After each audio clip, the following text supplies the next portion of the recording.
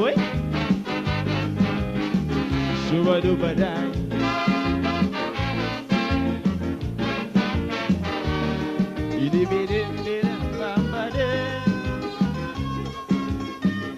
This blessed country, oh land of beauty, I pray for thee.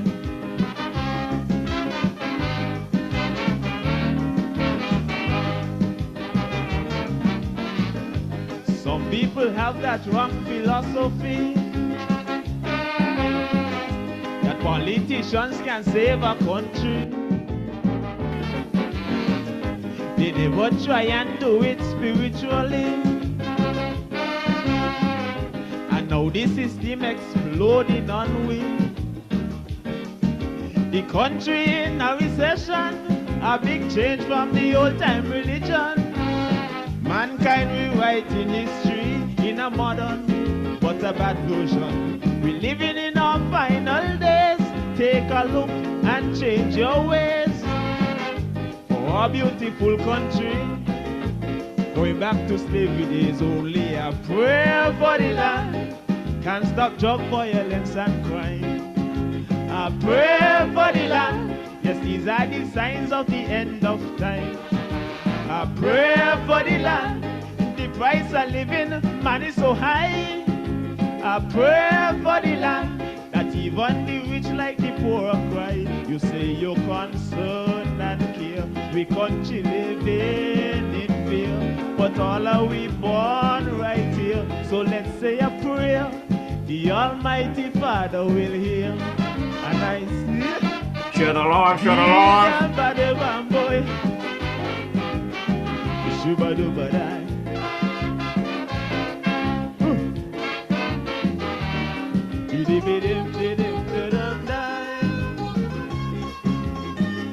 Oh God Almighty, show some mercy on this our country.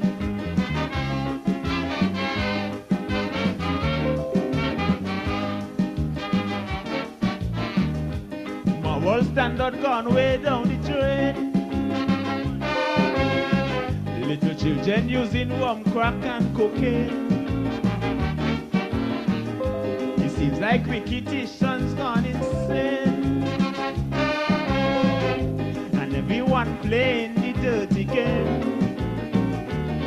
Too much guns and drugs in the country, owned by Tom, Dick and Harry. But if you're wrong, you must pay for it. For the law, no one above it. Put an end to victimization, oppression, and segregation. It's not a good thing for this country, so let's try and wipe it out totally with a prayer for the land, of fire and brimstone go burn with it. A prayer for the land, some say they're picking out who should get paid. A prayer for the land, and that's why the prisoners burn down the jail. A prayer for the land, one day it must prevail. Please don't let this country become an next Haiti. No peace, no unity. Bow down humbly, the Almighty will answer it. Oh yeah.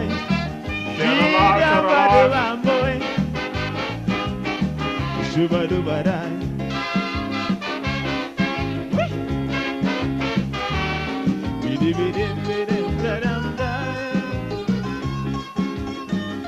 Oh God Almighty, show some mercy on this our country.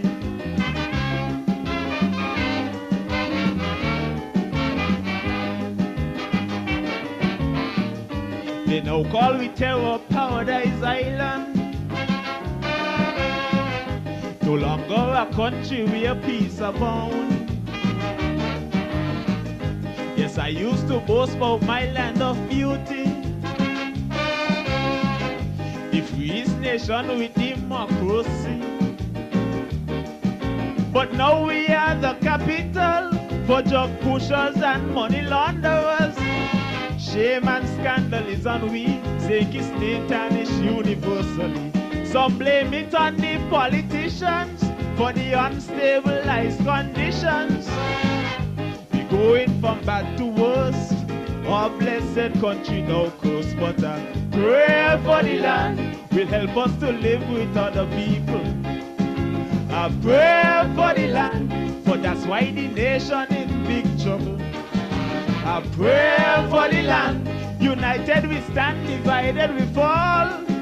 A prayer for the land, citizens answer your duty call. Righteousness exalts a nation. The most I hate poor man depression. So I'm calling on everyone to take a stand. Take it, listen to my song. Did a battle I'm going. Shuba duba die. What?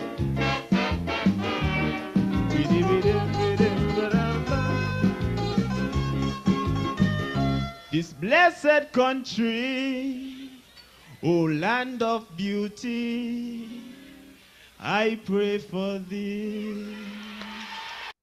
Psalm of the Mighty Quig. I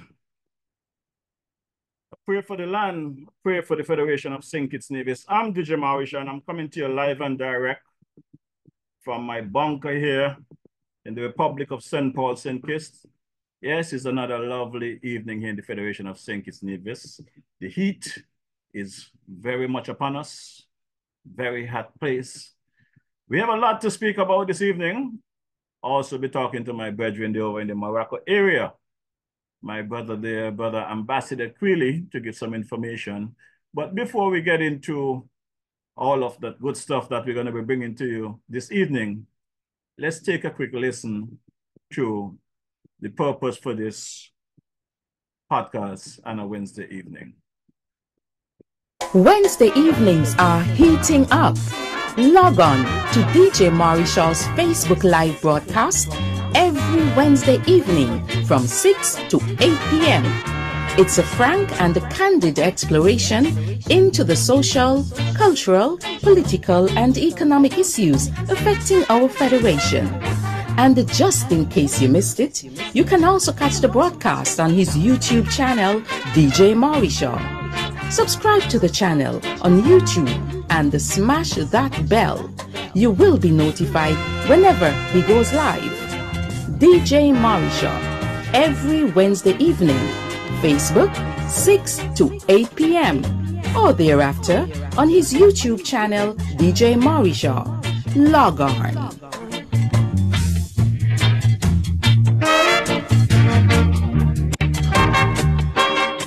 Yeah, man, you just log on a Wednesday evening anyway between 6 p.m. and 8 p.m. right about now. We get ready to jam you with some good information, some lovely music and everything like that. So before we get into any further ado, let me take a quick listen to my boy Malvern Gums out of St. Thomas, Virgin Islands, the man for the Spectrum Band. Hey, this is Malvern from Spectrum Band, and you're listening to DJ Mauricio, playing you the best in Caribbean music. You heard it right. Hey, this is Malvern from Spectrum Band, and you're locked into DJ Mauricio. Keep it locked.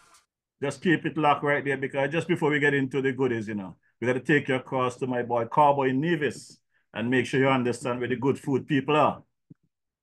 Cabos, located at Fountain Village in Nevis, is the go-to spot for your Saturday treats. Tantalize your taste buds with his delectable Cabos Delicacy Goat Water. Or, if you prefer some soul food, then Cabos Fungi and Fish is definitely the way to go. Call ahead and reserve at 869-663-9694. Then make your way over to Cabos and enjoy the vibrant atmosphere while you savor your delicacy. Cabos, we are not changing, we are only improving. Food all over, food all over. You got the food all over. Yes, you heard what Cowboy said. You got food all over. And don't forget, Cowboy is now delivering island-wide and Nevis, and even down in our lovely Federation, St. Kitts, Nevis. Cowboy now serving you in any way you need. Cater for all occasion. Feathers Hail up my boy Carbo. Tell him DJ Marisha sent you. And just before we move on to the next segment, let me see what my girls, Sister Carmen, have to say to you folks. Girl Sandra, you know where you can find nice fresh local food 7 days a week, one provision and all kind of thing. Girl, where?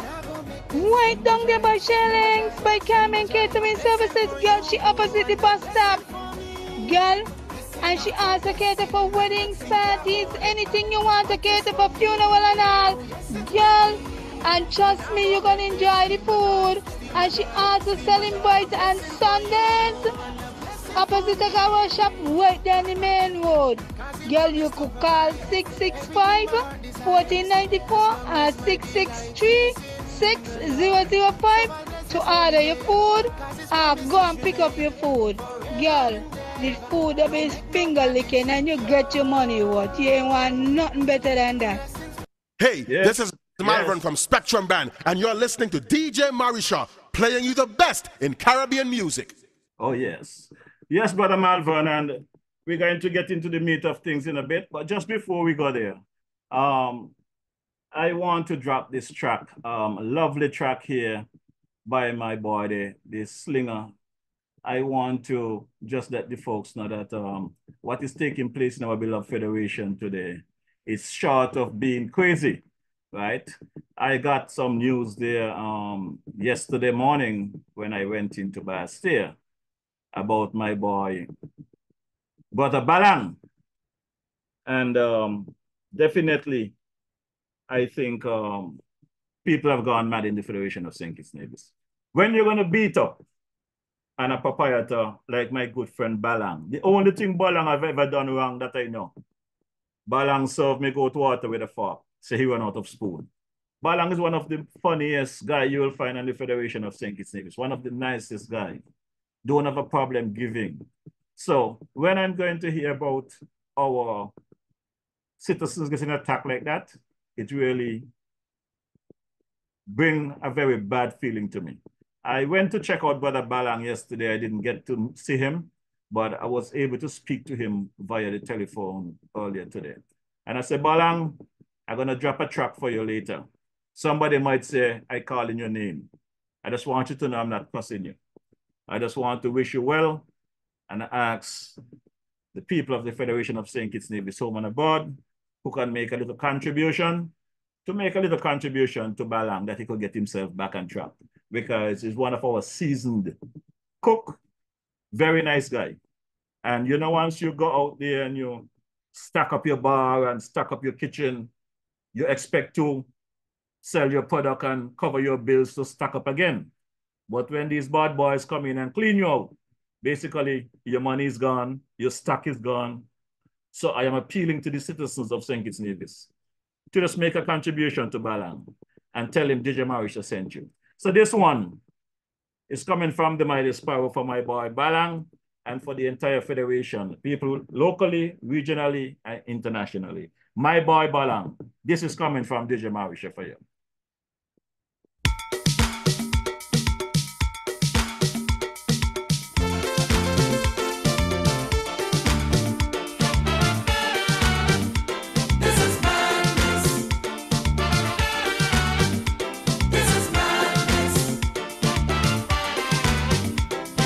Once upon a time, this country was sweet. People could align freely on the street. Whether it was north or south, you could always walk without the fear of molestation and intimidation.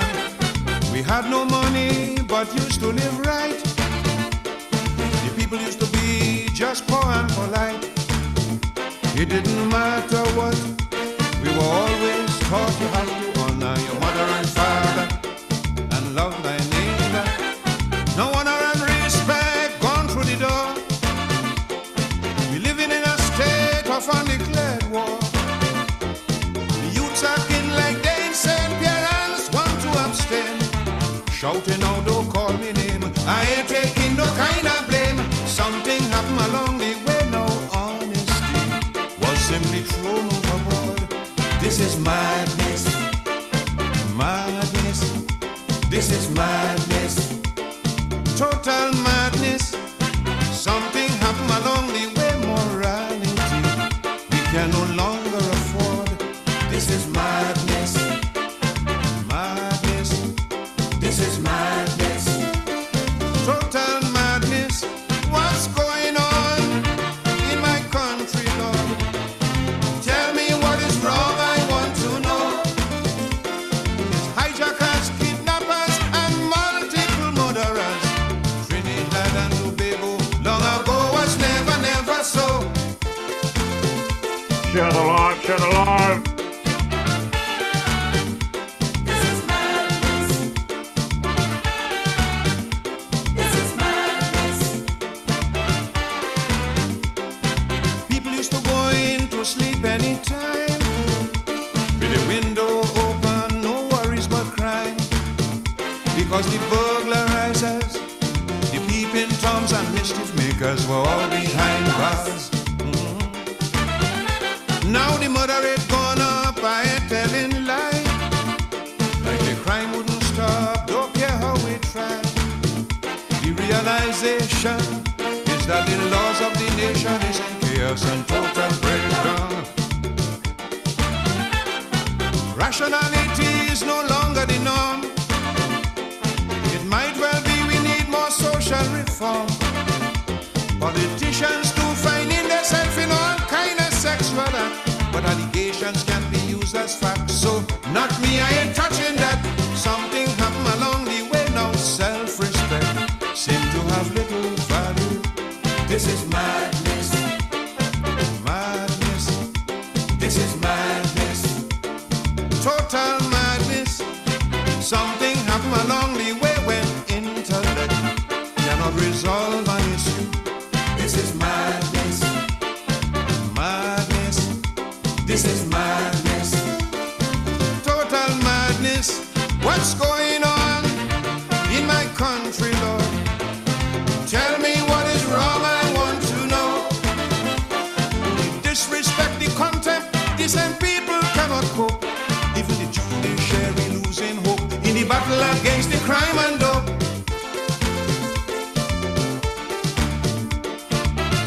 Share the live, share the live. This is madness. This is madness. We could make the case here was paradise, and no other place on earth was so nice. On land or sea or foam, once your neighbors string the berry here, you did must come back home. The living was easy, now things get so tense. The reason is clearly too much violence. I said the wicked and the evil intimidates and terrorizes the decent people. But the oil and the other resources still doing well. Carnival, calypso and steel bands still weave a spell. But it's heart-rending when you realize the fear you can dispel. What was once a paradise nowadays is just a living hell. Something happened along the way, now dignity seem to be sick and forlorn. This is madness, madness. This is madness, total madness. Something happened along the way, integrity is all but over and done.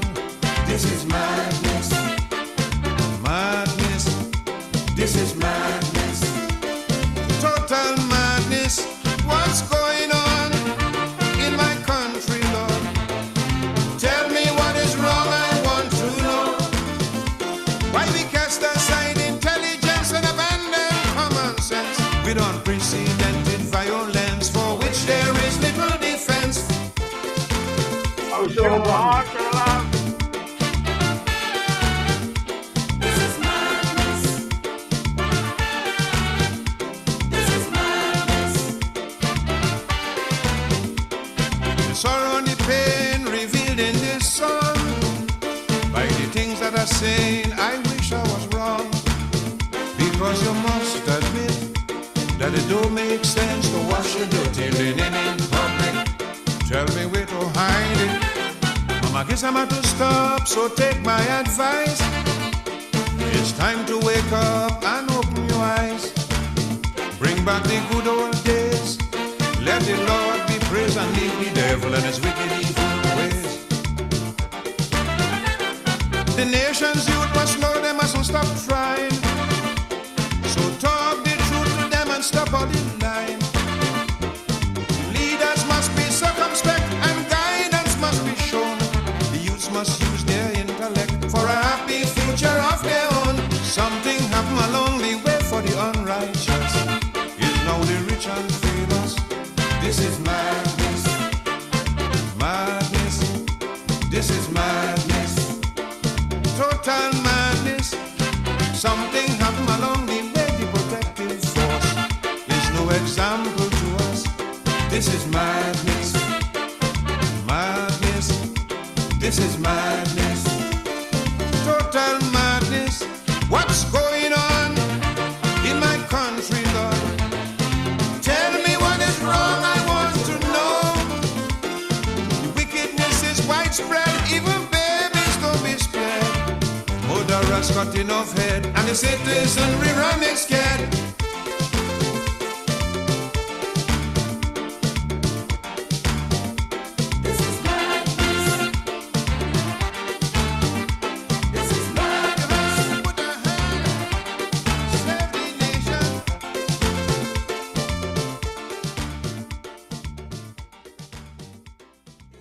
Yes, that one is dedicated to my boy, the man Balang. This is madness, and we're going to be beating up on people like Balang. Ambassador, tap your screen, open your mic there. Welcome to the DJ Maurice Show Experience. Good evening, sir. I know who you are, but the folks online, as popular as you may be, I guarantee you, thousands of people online do not know who you are. So just give a quick synopsis of who I'm speaking to this evening. DJ Maurice Show, good evening, my dear schoolmate and brother. And good evening to Ambassador Ian King Quilly. All right, sir. So to all of your fans and followers, near and far, as you suggest, I do. My name is Ian M. Quilly, because there are many other Ian Quillys that I know. I am a citizen of St. Kitts and Nevis, specifically from the Deeps. I am the OECS ambassador in the Kingdom of Morocco, and I am also a retired commissioner of police of the Royal St. Christopher and Nevis Force. And I am certainly happy to be here with you for the few minutes that you requested, just to shed some light and give a brief update and a word of encouragement. Look forward to that, Brother Quilly. And it's good to have folks like you where you are, on the other side of the Atlantic or the other side of the world. What should I say? Well, I'm across the Atlantic. I'm in the motherland. I'm in the motherland. I'm in North Africa. North Africa. Morocco, to be exact. Yes. Thank you. All right. Cool. Well, somebody say you're a sexy villager. So I do not know if they're talking from experience or they're just looking at the way you look this evening. But someone say, my sexy villager. I see. All right. All right. So you had some good information to share with the folks locally, regionally, and internationally. Go ahead and give them that information. All right. Thank you, DJ. I really appreciate that you suggested once you got the information that I come to your platform and share it, because I think it's a very important medium by which we can inform the general public. So what I'm here to briefly say to your audience is that the time has come again when the government of Morocco is offering scholarships to our young people in particular, but people within the OECS region. And each of the member state territories, by the way, I represent the six independent protocol member states of the OECS. That is Antigua and Barbuda, Commonwealth of Dominica, Grenada, the Federation of St. Kitts and Nevis, St. Lucia, and St. Vincent and the Grenadines. So as the ambassador, I represent these countries individually and collectively. And so the government of Morocco offers currently 120 scholarships per year to the OECS. That means each country gets 20 scholarships for which our young people can benefit. And as I said previously, and to many other persons when asked, I think it's an ideal opportunity for us to build our human resource capital within the region, because those young people are the future generations that will carry on the legacy. And so I should say that when we got here, when the embassies opened in 2019, we met maybe about 18 students here studying. We thought that it was something sufficiently important to form a critical part of our work program to have an enhanced visibility of the scholarship with the sole aim of creating an uptick. That means to have more people benefiting from the scholarship. And so on a sustained basis, we have promoted the scholarship, and annually the embassies host a webinar. And I suppose it's that information that you got recently about the webinar that prompted this conversation. So the next webinar will be held on Friday, 17th of May. That's Friday coming at 10 o'clock in the morning. On this webinar, I will make some remarks. We will have the academic director of the Moroccan Agency for International Cooperation. He will also be making a presentation. We will have the students, the executive of the Students Association making a presentation. And we will also have past students making a presentation. And so while the academic director will tell the audience about the program and what are the benefits and the courses of study and so on, the Students Association will say what life is like in Morocco. And past students also will give their testimony as to having lived the life. And I think, Mauricio, it is really a good opportunity for our young people to venture into.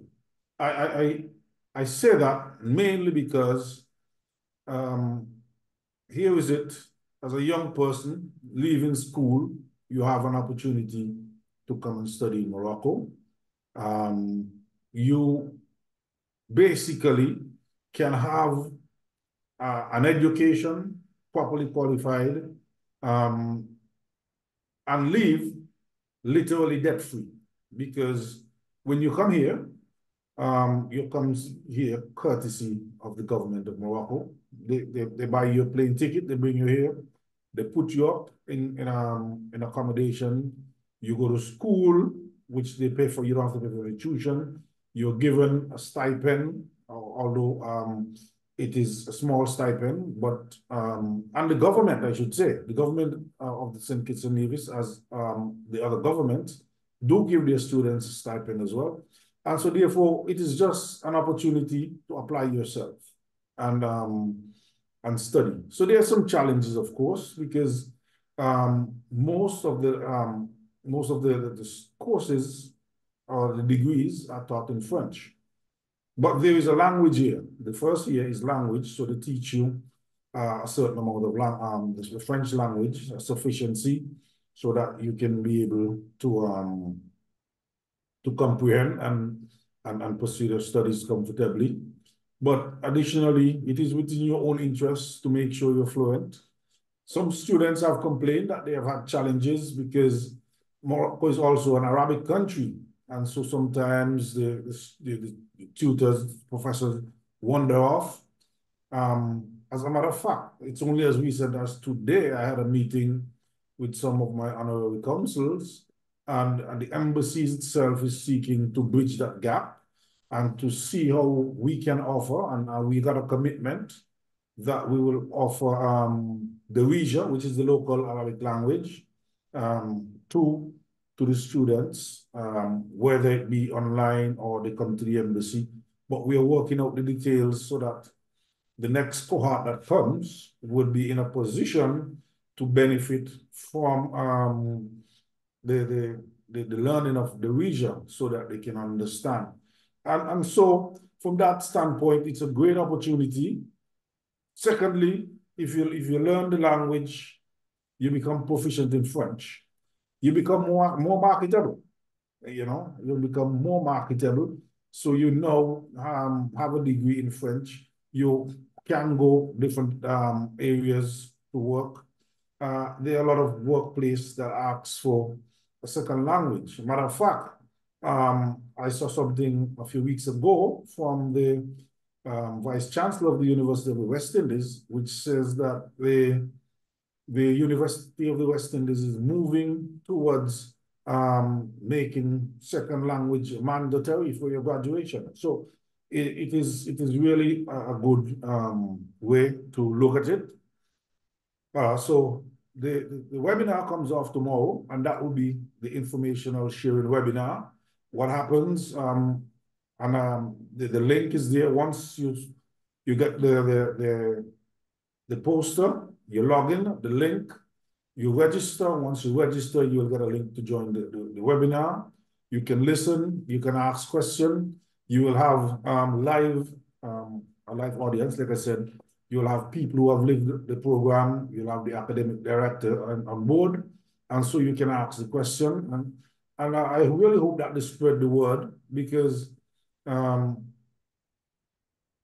scholarships is a lot. I can say that we have engaged the Moroccans here, and that number will be increased very shortly, will be increased per country. And so it's really within our best interest for our people to get on to the scholarship train and be able to better equip themselves to make a contribution to nation development. So I had those few words to share. Please log in. Mr. Marichaud, share it with your network.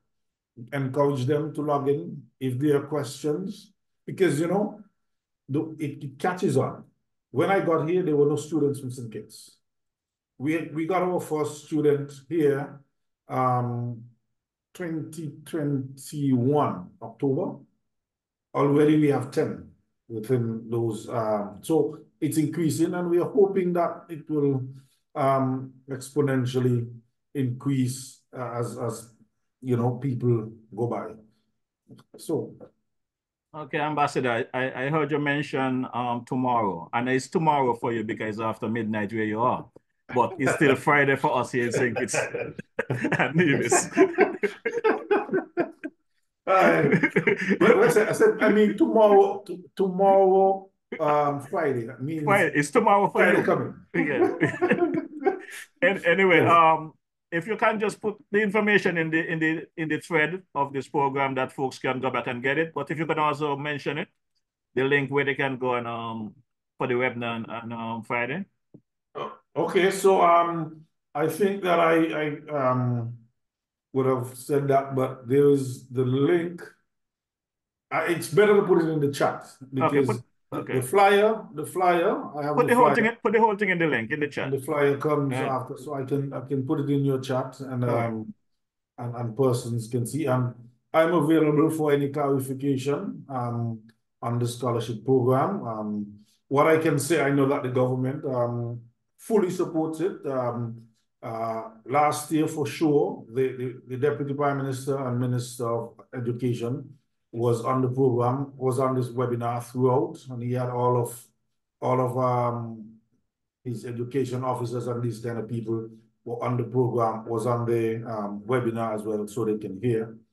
And it is important. So persons who are interested, they need to go to the HR department in St. Kitts and You know, there's some forms that they have to fill out and so on, the procedure. But importantly enough is that the deadline is on the 31st of May. Okay. The deadline is on the 31st of May. And so the HR department will have to have that information for them to upload on a portal. Because gone are the days when people are going to have these lot of packages of paper sending to Morocco.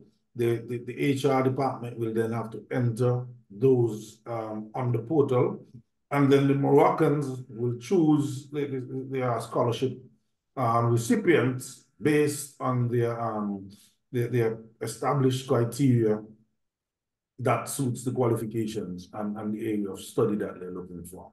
I was just about to ask you that question. What's the selection process in regards to that particular subject? Is it something that they are providing a set degree, or folks can come and apply for whatever they want? All right, so once you fill out the application for, you'll indicate what area of study you want to do. And the Moroccans, they will look at your qualifications and see if for any reason that you should not fit in that category. And sometimes people get accepted, and when you come here, you can always change the school. If but there are degrees in engineering, computer science, dentistry, pharmacology, medicine, you name it. There's the whole gamut of from which you can choose your course of study that you want to undertake. Okay. So it's basically up to them to make their choice, and once they fit the bill, importantly enough, which is something I need to say also, because for the bachelor's program, because they do offer scholarships in bachelor's, master's, even doctorates. Matter of fact, we have, St. Kitts have 2 students here now who are doing masters, two master's students. One person is doing a master's at the University in Ifan, Al-Akawin, and the other one is in Rabat in Mohammed V University. So you find that people can get accepted for the program at a master's level, but for the bachelor's level, this is very important. They are targeting people between the ages of 19 and 23 for bachelor's program. And so they're targeting the persons when they just left CFB or high school. If they are so equipped, they can get into the program if their grades are right. Okay, that is very, very important. The other thing that they're very strict on, if your certificate is more than 2 years past your graduation, you will not be accepted. So if you finish CFB and you don't apply for the program within 2 years, you will not be eligible to get into their bachelor's program. They're targeting the young people. They want to build that young foundation. Okay. The follow-up question I had for you, and I think I should ask you to clarify some stuff, because you know we have citizens that leave the Federation and maybe go on to Canada, the US, or England to further their studies. And I'm pretty sure many of them are listening online as well. Would those folks be qualified in this area, or you have to be resident in the Federation? You don't have to be resident, you have to be a citizen, but you will have to submit your application through the St. Kitts HR department. Okay. So they won't accept your application coming directly to them as part of the scholarship program. They will have to go through the HR department in St. Kitts, and once you're qualified, So for those folks that left and leave to go out and further their studies, who did not plan to come back, they have an opportunity that they need to come back to get this opportunity. Well, they don't have to come back, you know. When I say don't have to come back, they have to go through the system here. They have to go through. Because somebody can apply for a master's program, for example, but again, they have to go through the HR, the government HR department, and submit their thing. Well, Brother Quilly, sitting here and having you on the other side of the globe talking to me, I'm very happy because you have left the Federation for some years now, and I've been trying to get you on this platform. And you saw it happen, right? And for me, as I've said to many of the colleagues that I was able to speak to about you, when you leave the Federation and this journey, I, for one, felt hurt, felt bad, because I thought they were just trying to get you as far away from St. Kitts as possible, because you was doing so much good in the Federation of St. Kitts Nevis. And since you left, I have to let you know, the cricketing fraternity has been damaged. During your spell here, between you and the dancing commissioner, Austin Williams, we had a good thing going with the Police Sports Club, doing our annual tours back and forth and bringing young people into the fold and advancing the cricket. And since you left, we have lost that. We have gained a great deal with you on that side as well. So I am not as hurt as I was, but when you left, I felt a sense of we lose a good one. You know, so give us a little update about Morocco, how you feel, how you're adjusting, you know, what is all about over there? What I can say to you, it's, you just said that I was a policeman. You also know my background in the police force within the SSU/drug squad. So it was very easy for me to adapt and adopt to the Moroccan culture. So Morocco, for a lot of people who don't know, is very, very, very, and I would say one of the most, in my opinion, that is one of the most progressive Muslim countries in the world. And it's rich in culture. And I will put it this way. I will still await your presence so that you can tell the world through your own eyes how wonderful Morocco is. But every city, there is a different outlook, and it's a wonderful place. It's a big country. A lot of people think it's a big country, almost 40 million in population. Wow. So it's a big country. Casablanca alone, maybe it's about 8 million. So it's a big country. It's a big country. The people are very receptive, loving, friendly. It's a nice place to be. Well, one of these good days, God spare life, I may make it there, but every time I look around, something is popping up to slow me down from that trip. And it's not going to happen this year. By the way, our good family there in the Birmingham area, Brother Alman Tati, Jerry happens to pass away last Monday. So unfortunately, I should be heading on that side of the globe in a few weeks. But things pop up all the time. I'm here trying to do some assessment at the JNF for the Prime Minister. Things are going well. And I would like to get that project complete before my departure or expiration date from this part of the globe. So there's a lot going on, you know. Well, I wish you well. I hope your sojourn will be rewarding and productive. And you said that you've been trying to get me on your platform for the past 5 years. It's about 5 years you've been promising to come over here too. So I think we're equal. I came on your platform before you came to Morocco. Well, Morocco can happen one day. One day when I'm on my way to Birmingham, I think it's a closer flight across from the UK than to come all the way from St. Kitts, right? Or from New York. So. Yeah, it's only 3 hours and 20 minutes from the UK. Okay, so we will work on that. We'll get, hopefully, the dancing commissioner and we can make a spin across there. But Brother Quilly, I know you got a lot of fans in the Federation, and there's a lot of people online that is here saying good night to you. So if you want to stay online while I do my thing, because you're not going to play some 220 politics in a bit, but feel free to say hi to your fans and your family back here in the police colleagues that here holding down the fort in your absence. Yes, my brother. Again, thank you so very much for the opportunity to highlight the Moroccan scholarship on your program. I think it's worthy, and I've been told that your program has a lot of reach, and I hope that persons who are listening can encourage their friends, family, and children to take advantage of this opportunity. And to St. Kitts and Nevis, you're always in my heart, and I will come back home soon enough.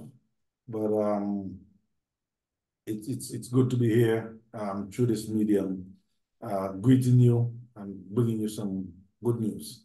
So thank you once again, DJ. As you rightly said, it's bedtime, and so I'll go to bed and let you do your thing. I will listen until I drop asleep.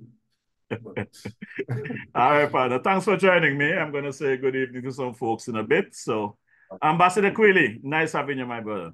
Thank you very much, my good schoolmate. Thank you. Continue to do the work that you do. Cool. Thank you. Yes, that was Ambassador Ian Quilly, Ian M. Quilly there, coming to us live from Morocco on the other side of the globe there. I want to thank him for sharing the information there for the webinar. You folks take advantage of these things when they come your way. I can say to you folks, when I left the Federation of St. Kitts Nevis back in the 1980s, all I had was a little high school diploma from the Sandy Point High. Today, I am covered with all kind of degrees and certificates that you have some haters out there who like to kill me over. But what God put in this little brain, it will leave with me when I leave. Nobody can take that away from me. But let me say good evening to some folks here online. Veronica Roberts, Brother Hilla Brown there in St. Thomas, Virgin Islands, Pauline Swanston, Sister Paul Francis, good evening. How are you doing? Which part of the globe are you? My boy Ivor W.A. Henry, how are you doing, my brother? Welcome to the ride. Sister Annette Morton, good evening.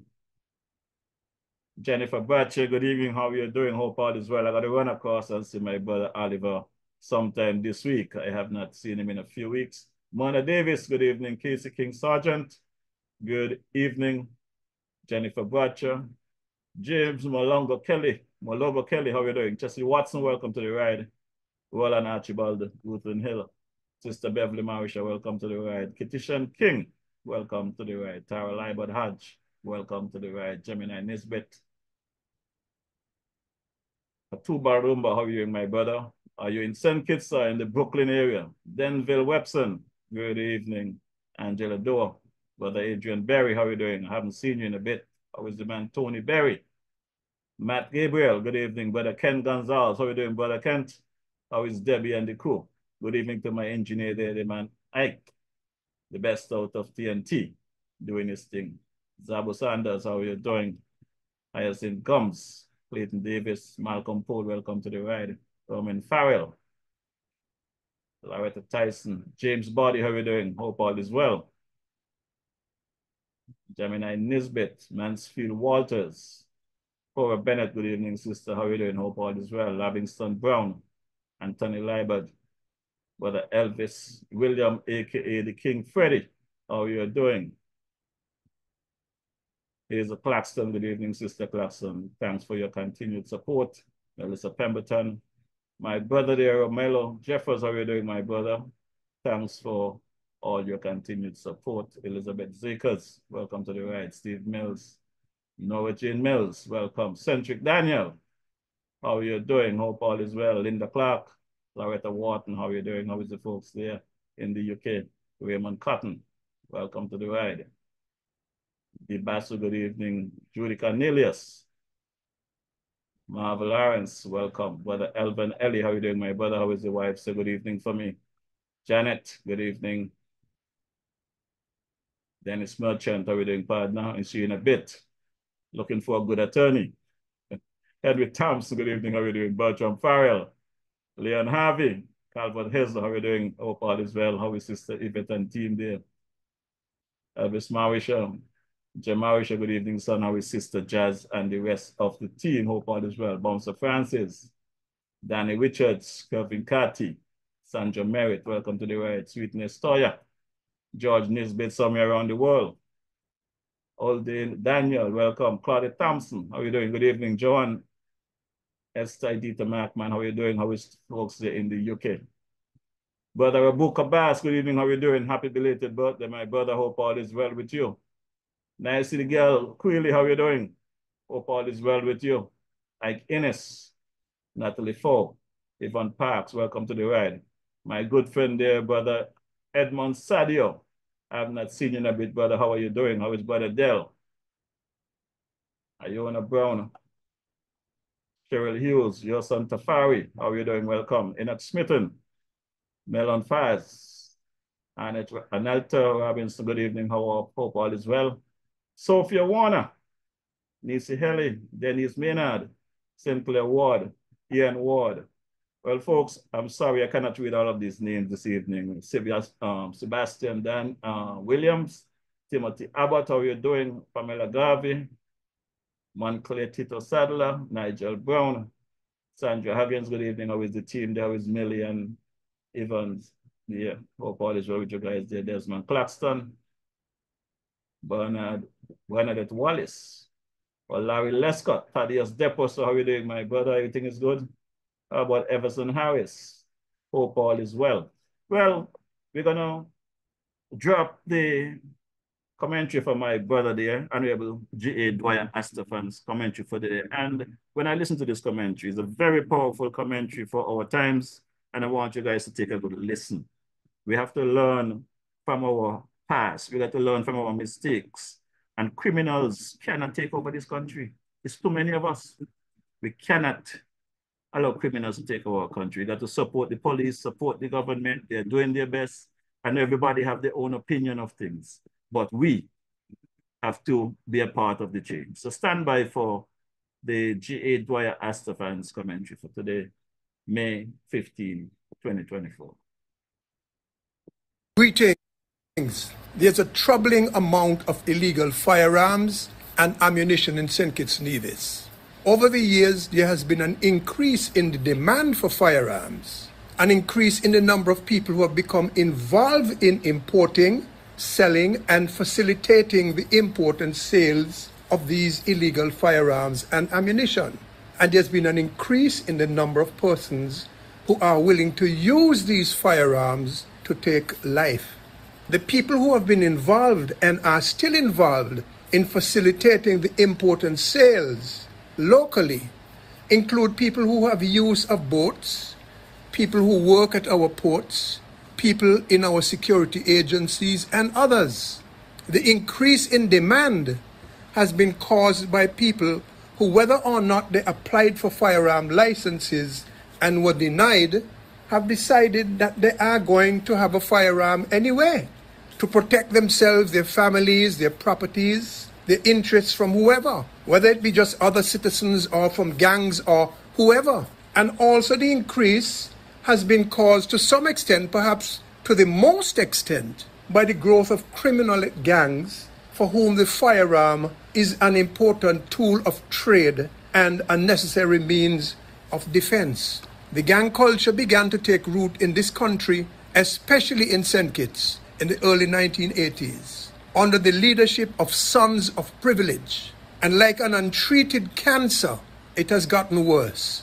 Gotten worse to some degree because toxic and deadly influences from the US and Jamaica began to seep into our culture. And all of these influences are toxic and deadly. They were and continue to be attractive and enticing to young women and men of humble backgrounds for the most part, who have had little or no emotional and social support structures and systems at home or in the community, and who are haunted by hopelessness, anger, and cynicism. Perfect fodder for gang life. If your family is falling short, then you acquire a new family, the gang. If you are sent home from school and there's no one at home, no guidance in the community, you're going to gravitate to the gang, which becomes your family. You spend time there. You become embedded there. Young, aimless, badly governed children falling into the hands of hardened criminals and sociopaths who, mafia style, take care of them, but take control of them. Sometimes they have to prove themselves by committing major crimes to establish themselves in their credibility in the gang and on the street.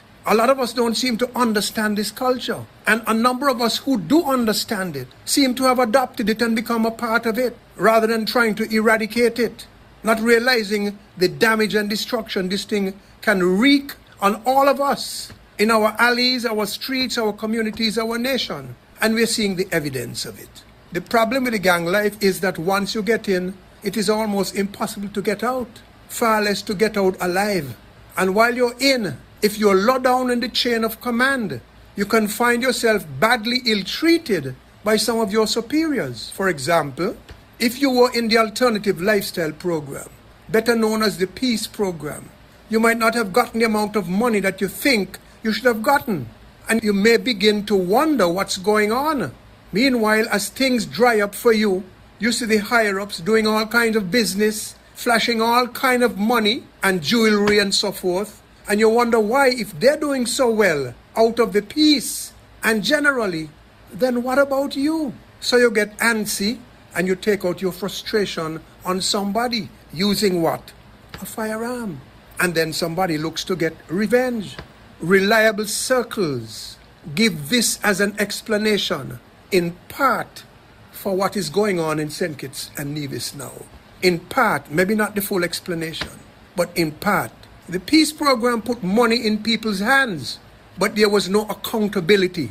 Some persons got healthy sums of money, gang leaders and others, while others got relative pittances. And on top of that, advantage was being taken against some of these youths. For example, in some cases, their money got even shorter, as kickbacks had to be paid to certain persons. And now, as I said, in part, we are seeing the consequences of this. Everything has a cause. The peace program also encouraged school children to aspire to get into criminality and away from the general path of productivity and good citizenship. And many did. And they too, once in, would need a tool to get their business done. And what is that tool? Money. And money coming to them through the peace program or through other channels would be used to buy them their tools, the firearms. So from the inception of that program, there was an increase in demand and increase in the number of firearms in the Federation. Of course, an increased demand had started after the closure of the sugar industry in 2005, when the sugar lands became unused and under-policed, and young people who had no other sources of income or who had choices but opted for growing marijuana, illegal as it was, used the cane fields that had been pretty much abandoned, and of course now had to find ways to protect themselves and their businesses. Hence, an increase in what? Firearms and ammunition, and in the number of shootings and deaths, as they exacted justice under their system of justice, where and when and how they suffered. And so the record must show that there's sufficient blame to go around, both among politicians with good intentions but little foresight, and politicians with bad intention, and of course others. And as that developed here after 2005, people in our security agencies became increasingly compromised, involved, and corrupted. And as more and more people depended on and benefited from the illegal activities, more and more of us turned a blind eye and became hardened, and ourselves became criminalized to the deadly dangers of what was going on. And we saw a widening system of corruption in society, reinforced in no small measure by the aforementioned influences of violence and cold-bloodedness and transactionalism and materialism from the music, the movies, the videos, etc., coming out of the US and Jamaica. And also influenced by the mind and conscience-crushing nonsense on social media, disrupting our value systems, our social and community bonds and civic mindedness, and making our little country more lawless and less productive. Much of this degradation and damage took place in our society because government and other leaders were negligent in ensuring that parents took responsibility and were held accountable in law and in society for their children, and it still is the case. Leaders were negligent in taking preventative measures against all of this looseness, the consequences of which we are seeing in society, and the looseness which we are seeing in society. They were negligent in not ensuring that education was more relevant to the psychological, social, and economic needs of our people, regardless of how you look at it. And whether you like it or not, it is hard to deny that our people are less educated in the sense of relevant knowledge and skills, personal and character development and attitude, less dignified and courteous and cordial, less stable and productive as citizens than we can and should be. We are less socially conscious and civic-minded. We are less empathetic and considerate of each other. We are too selfish and narrow-minded, and we are more corrupt. So what are the solutions? I believe that the Drew administration is stepping in the right direction in restructuring the peace program. I don't believe that we have anything to lose by last week's increase in penalties for illegal possession of firearms. And I think it is good that steps have been taken to address matters of witness bribing, intimidation, and protection, and the same for jurors. And I welcome as strong a system as possible to protect witnesses and jurors and their families. I believe that every effort should be made to ensure that a relentless full court press is applied to these gangs so that they will understand that they do not run things. They cannot rampage the country up and down the place using their weapons, taking lives, putting other people in jeopardy, putting the country in fear, and compromising our chances of development as a young nation. We can't allow them to take control. And we have to make sure that they understand and experience the consequences of their attitudes and activities. The gangs must be dismantled. I want to use the word ruthlessly, and I will use it, but not in any sense that you will think I mean using ruthlessness outside of the four corners of the law.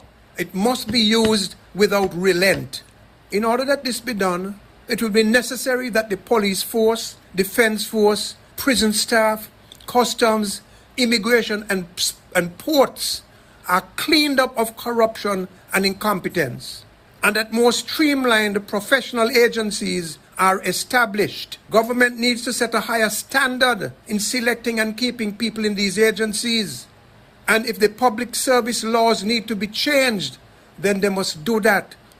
Everybody in these agencies and in the public service generally need to be assessed on an ongoing basis with regard to maintaining their jobs and maintaining high standards of performance, professionalism, and ethics and integrity. The comfort and mediocrity and corruption in the public service, aided and abetted by politics and politicians, have to end. They are contributing to the attitude and mentality that nurtures criminality, the criminality we are seeing in the country. And corrupt public officials need to face justice. They are getting away with what they do is a trigger to so-called blue-collar crime and violence. Likewise for those corrupt criminals in the private sector who rob the government, who rob their employees and their customers every day and get away with it. Rob Social Security, rob the Inland Revenue, rob the customs, sometimes aided and abetted by people wearing government uniforms. Cleaning all of these up will help to clean up the guns and the gangs and the extortion and the other nasty stuff that is taking place. It is a waste of time and a joke when security units visit places to make raids. And when they reach, they find the targets waiting for them, having been already informed that they were coming. It is a waste of time and an attack on the people of the country when a public official teams up with an unscrupulous business person to rob the public purse or otherwise damage the country. If more of these people, if all of the culprits were made to pay what they owe, the government would have more money to carry out programs that would promote social and economic stability and growth. I believe that security personnel should not be allowed to hold second jobs, not in the private sector anyway. In their off time, they should be given work providing security for government facilities to provide them with an opportunity for extra money so their pay packages can increase. They should also get concessions such as duty reduction on vehicles and on home materials. Likewise for health workers and teachers. But they must all be held to the highest standard and fired when they do not measure up. The excessive security of tenure in the public service and the free pension are killing its effectiveness, causing the government to spend far more money than it should on payroll and on unproductivity, and wasting good money that could be put to better use for the country's best interests. I believe that national security needs to be cleaned up and that tighter immigration, work permit, and other arrangements be put in place with greater emphasis on due diligence and making sure that the process of allowing people to come here to live and work is more vigilant and discerning. Too many people are coming here, taking up space and jobs and creating problems, blocking out our locals from jobs and space and opportunities. This leads to disgruntlement, to loss of opportunity, as I said, and antisocial and criminal behavior, backlash by our neglected locals. Just 2 days ago, I was walking in Bastia and saw a work site, a construction site. Over 20 workers there, not more than 3 of them local. How could this be allowed? When our people don't get work, what do you think they're going to do? Decision makers are just as responsible for the criminality as the persons who are pulling those triggers. If that sounds extreme, then so be it. On that same walk, I passed by 2 young women speaking Spanish. I asked them in a nice way if they can speak English, and I was responded to with a barrage of F's in clear and understandable English. They could cuss us in English, but they can't talk to each other in English in an English-speaking country. If you want to come here, you have to assimilate. Of course, don't abandon your mother tongue. I've said this before time and again. People come here and do as they like, and we allow it. And this adds to the tension and stress in the country. And these things also add to criminality. We need to clean up the place. Police don't have control of the road. Cameras and drones must be deployed to pick up traffic violations. I keep saying that. And they will pick up other things. It will increase government revenue, reduce the amount of drivers on the road because bad drivers will be suspended. And at the same time, it will trap some of its gang and gun activity. Too many openings on our coastline, in our waters, in our airspace and our land. We need the tools to stomp this nonsense out. And we need the right people to use the tools. And there's a lot more, but I don't have that time right now. But will politicians take the lead in making these hard but necessary decisions? Will the churches, the business community, and other institutions put their hands up and say, we are in? Will businesses and other entities in the country partner in this process? Will they provide work for people, our people, rather than blocking out our people? Will we take comprehensive steps to remove the causes of this cancerous gang culture that is threatening to engulf us systemically, and powerfully convince these young and not so young men and women that we will not tolerate this crap, and that is not healthy for them either. We will not put up with it. We're putting our foot down. Are we going to do that? Or will we sit by and let our country go up in smoke? Or more appropriately, go down in gunfire? This is a time for decision making and firmness. Otherwise, unfortunately, we'll go up in smoke, or as I said, more appropriately, go down in gunfire. Yes, that's the commentary for J.A. Dwyer Astafan for today, Wednesday. And I welcome that commentary in the fullest extent of how it was delivered. you can hear the disgust in Brother Dwyer's voice. And I am disgusted as well, because these are the real deal. The struggle is real. The seed that was planted between 2015 and 2022 has come full circle, full blown. The fruits are there in front of us. Whoever wants to make excuse, fine, make your excuses. But those fruits has become full circle. And my good people, you know, I do not know from when our people of St. Kitts Nevis became so bad-minded. When I say bad-minded, I mean bad-minded people. Nasty, downright bad-minded people. Some of them maybe say they want to run for politics. They want to be candidates to represent us in the various ministries, whether on the island of Nevis or here in St. Kitts. But when if you pay attention to these people and the things that what they're saying, you would realize that you don't want these bad-minded people in the office, you know. Just about a week plus ago, we all knew, we all heard of the incident at Nevis where a young man got injured over at the beach, and his father and family took to social media pleading for assistance to get funding to fly the gentleman out of the Federation to get emergency help.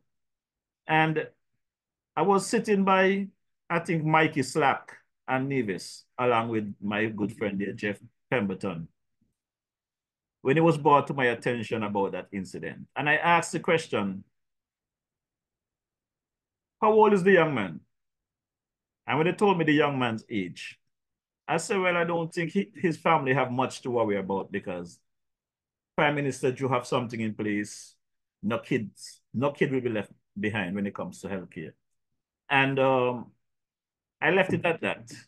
And I received several calls after seeking assistance. And before I could even get back to the Federation, I saw Dr. Joe post something on social media that he was contacted and things are in place for the young man to fly out of the Federation. What's really happened next is what I cannot fathom the mindset of some people. Apparently, the Premier of Nevis, Premier Mark Brantley, left the Federation.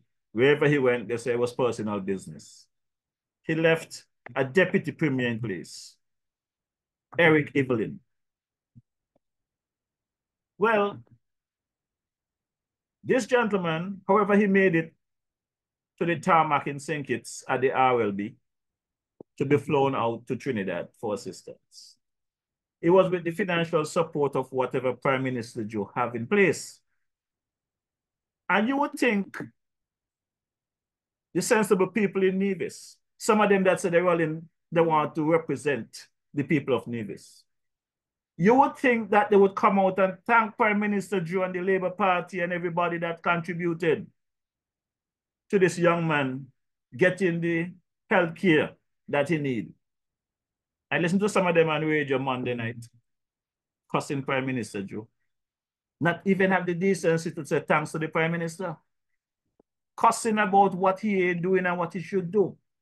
I'm saying to you, my good people, there is a time and place to cuss. If you and somebody have a differences of opinion politically or otherwise, and you're all having a fight about your opinion is one thing. But when you come a situation like that, where a citizen got injured and need help, and anyone come forward, whether it might be Prime Minister Joe, Premier Brantley, whoever, thank them, show appreciation. Don't come and chat in nonsense about what insurance should have done and insurance should have done. That is an afterthought. The current situation is that that young man needed emergency, immediate medical care. And Dr. Joe stepped up. And I'm very disappointed in some of these people that are out there with this banter, because these are people I have respect for. These are people that I have supported. These are people that I thought will do a better job than what is there now. But if this is the way you are going to operate, and some of you don't even make a contribution, not a penny you all put into the service of the gentleman, the fund, not a penny some of you put in, but you are cussing the Prime Minister for making it possible. You know, so I have a serious problem with our bad-minded people in St. Kitts and Nevis. And I'm not going to stop calling you all out. There's a time for politics, and there is a time when your country needs you or your citizens need you to step up. You know, there is a time to step up. And following that, you know, today I had the opportunity, and I want to thank the Prime Minister for taking the time out and give me the opportunity to have a conversation with him, because as usual, when I meet with the Prime Minister, majority of the time is nothing about DJ Marisha, you know. It's about you, the people. You, the people that comes to me with your issues and what you would like help with and stuff like that. And even though the Prime Minister did not say it, did not verbalize it, just listening to him and the care that he showed when I was speaking to him about the situation. I said, this is a Prime Minister that supports the people from the cradle to the grave. Because what I went to speak to the Prime Minister about is about the daycare centers and in the Federation of St. Kitts Nevis, but more so in St. Kitts, about what is happening in some of these daycares and the help that they need, the support they need from the government to help with these new tots that are going to become our leaders in the future. And after presenting the matter to the Prime Minister, he asked me certain questions which I really could not answer because I am not familiar with the amount of kids in a particular daycare, school or whatever. The owners will have to present those information. But what was important for me is that the Prime Minister says to me, Jeffroy, I will do what I can and I will help. Whatever little can be done, I will help. I will do my part. So I'm saying that he's willing to help from the cradle. He's willing to help with medical.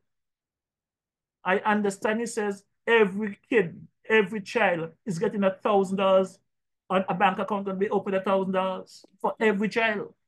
In which country you hear these kind of things happening? You know, which country? So after my long conversation, I call it long because in politician times, politicians have so many people waiting to see. So when they give you 10, 15 minutes, it's a long time. It's a lot to discuss.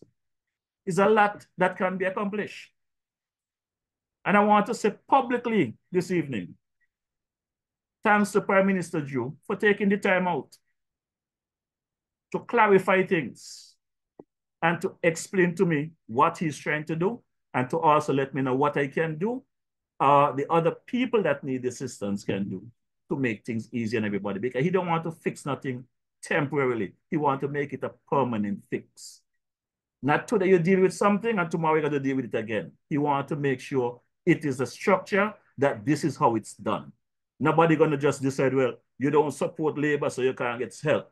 You don't support PAM, so you can't get help. Them nonsense should be behind us. All of us are citizens. And we should get the benefit from whichever government. It doesn't matter who you support. You're the government of the people, and that's what Dr. Joe have said, and that's what he's trying to do. And until such time as he show me different, I will continue to support him. Now, I'm going to play a clip here, right? And I was going to come here this evening and really reiterate what I said last week. Because this clip I'm going to play is from the Deputy Prime Minister from the Parliament presentation last week, a week and a half ago. He made a statement in Parliament that did not sit well with me and did not sit well with many people out there in the community. Contractors reached out to me and said to me they don't understand his statement because he says non-responsive when they know that they bid on a project. So let me play the clip so that we could get in sync with what I'm talking about. The Joshua Obadiah Williams Primary School will be going out again to tender very shortly.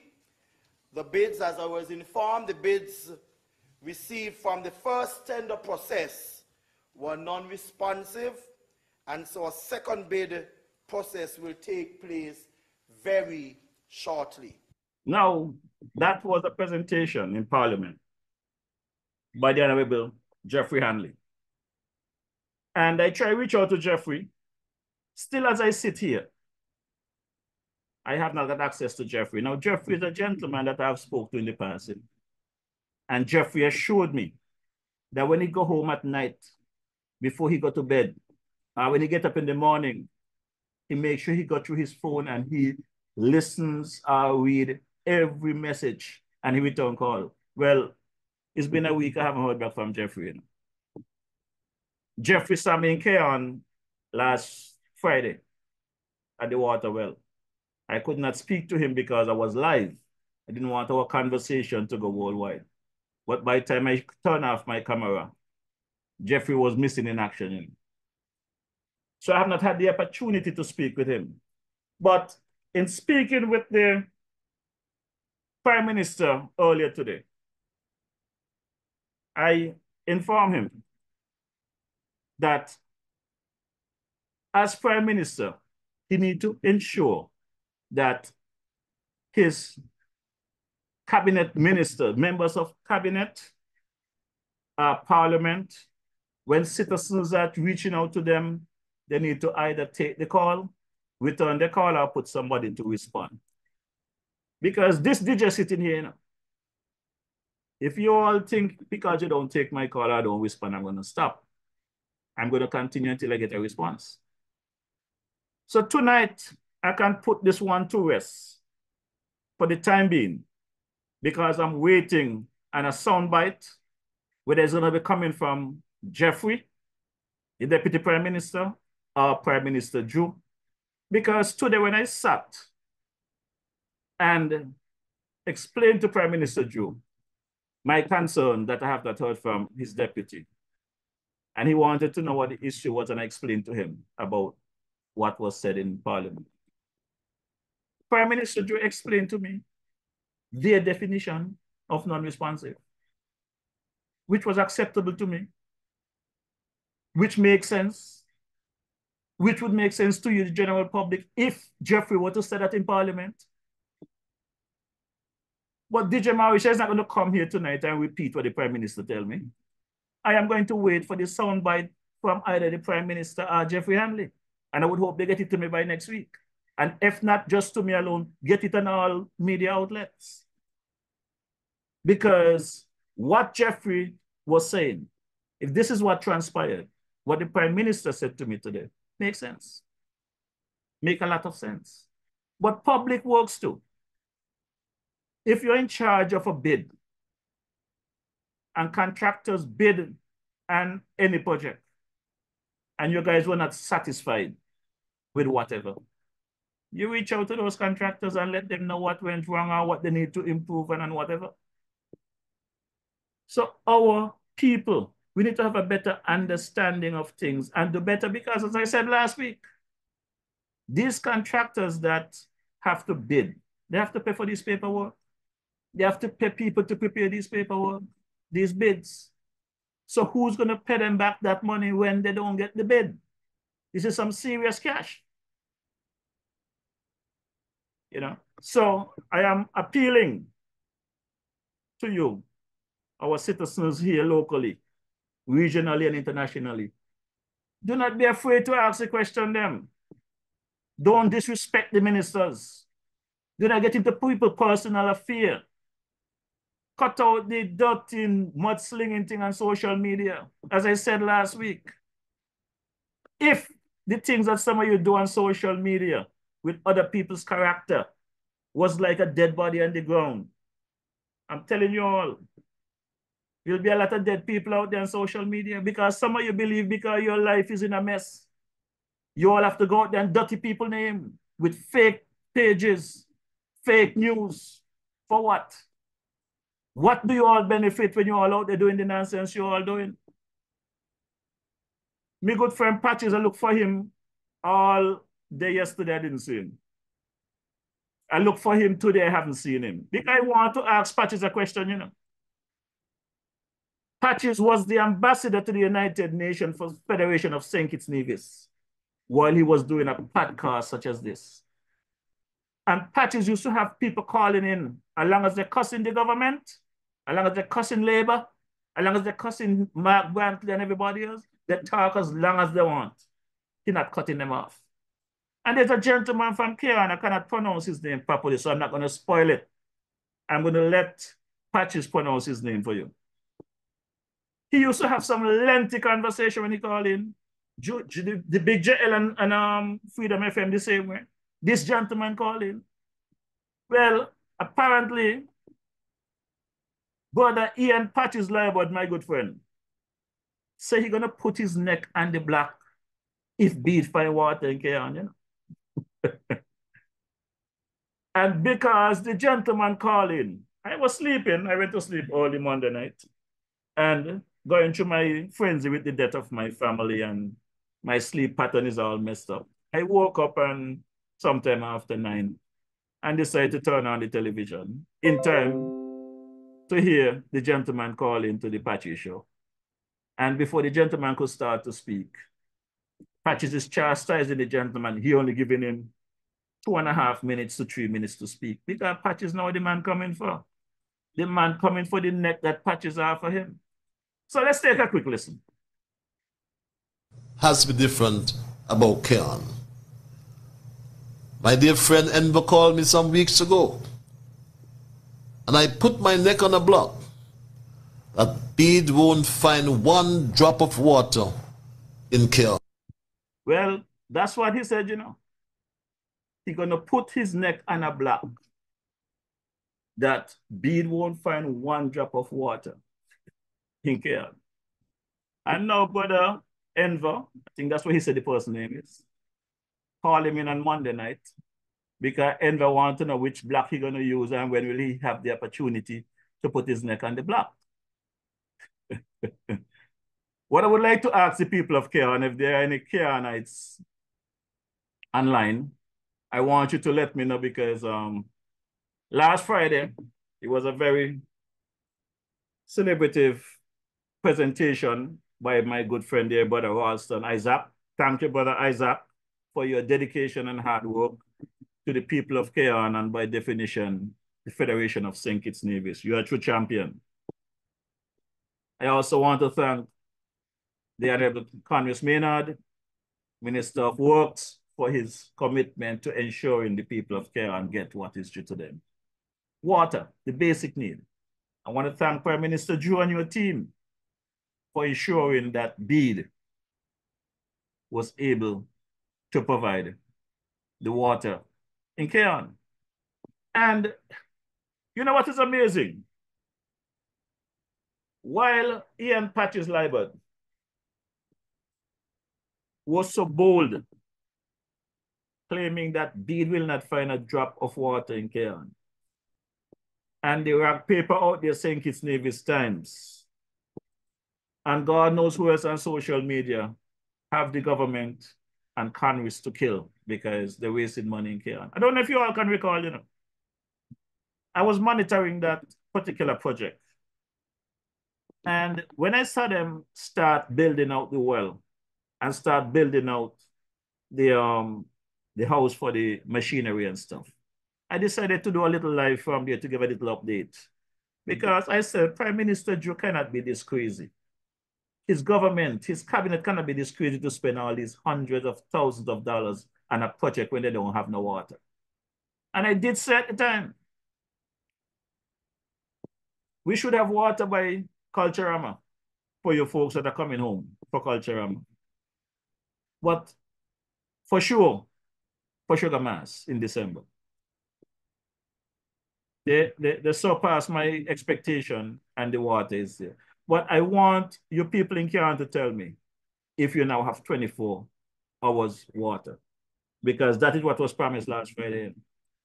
And why I'm asking this question? because DJ Marisha like to double check things, you know. I was a part of the process they're carrying the live feed. I saw water came out of that well. I drank water from that well. That was last Friday.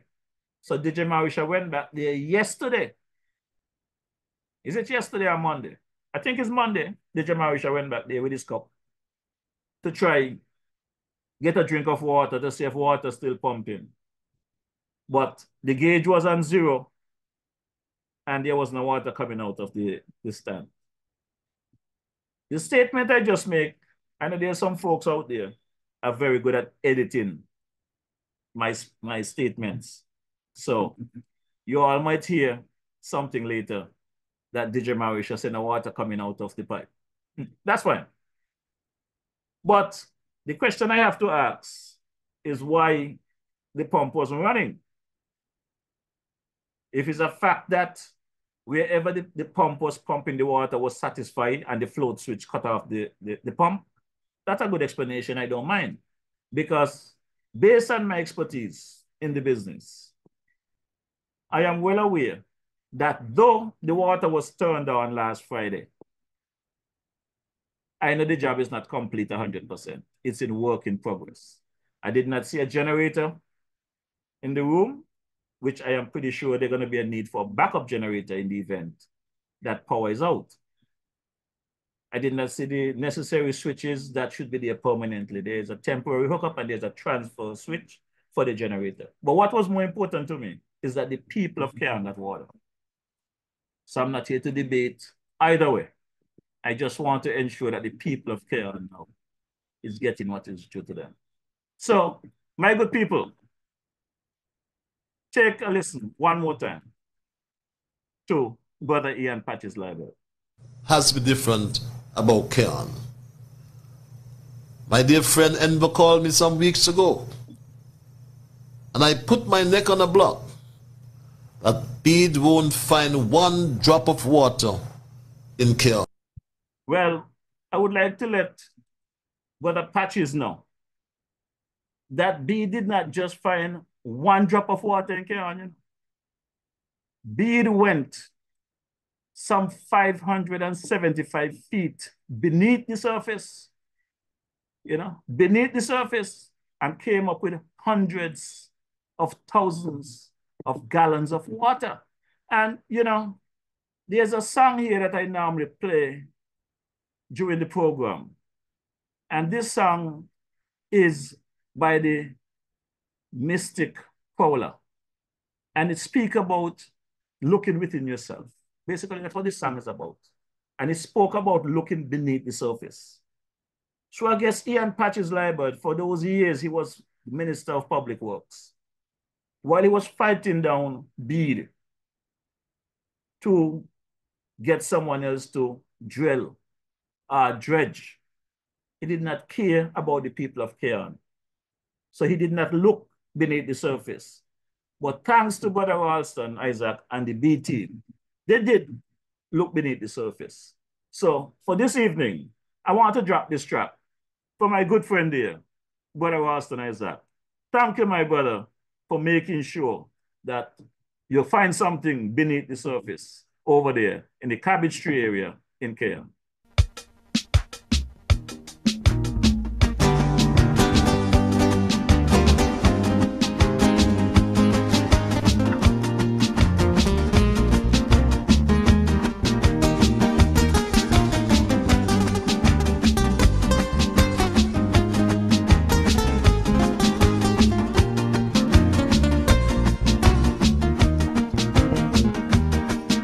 Sometimes I just get angry when I see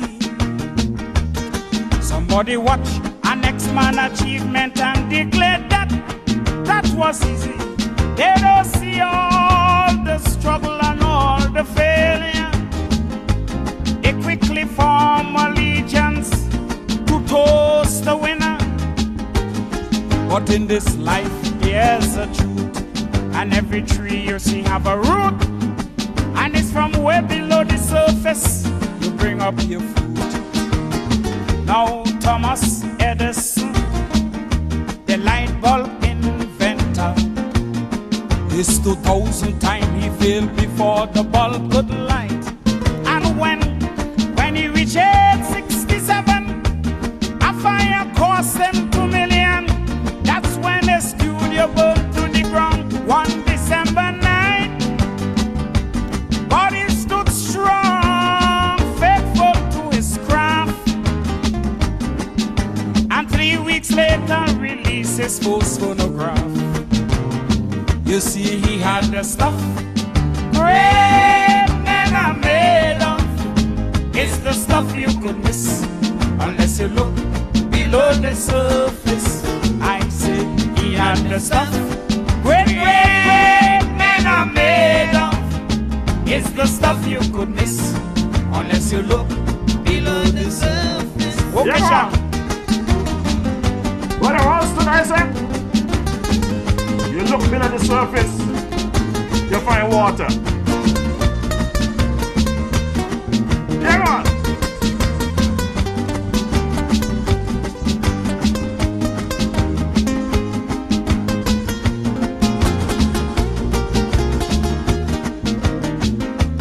They say that pressure, it does make diamonds out of rock. And it's the same with the human character. When our dreams are dumbstruck in a jail, two men looking out through the same bars. One will fail, cause he see mud while the other sees stars. You see, while pressure humbles the meek, it strengthens who earnestly seek. It's the barometer that measures the strong and the weak. Because Martin Luther and South Africa Nelson Mandela, the darkness in their jail cell couldn't dim their lights. And civil rights advocacies only fuel more energies. For the more injustice rages, the more they fight. And for 27 years, Nelson Mandela suffered, and from jail became president of South Africa. You see, Nelson had a stuff that great men are made of. It's the stuff you could miss unless you look below the surface. Potential, I say he had the stuff that great men are made of. It's the stuff you could miss unless you look below the surface. Come on. This is Caribbean Vibes.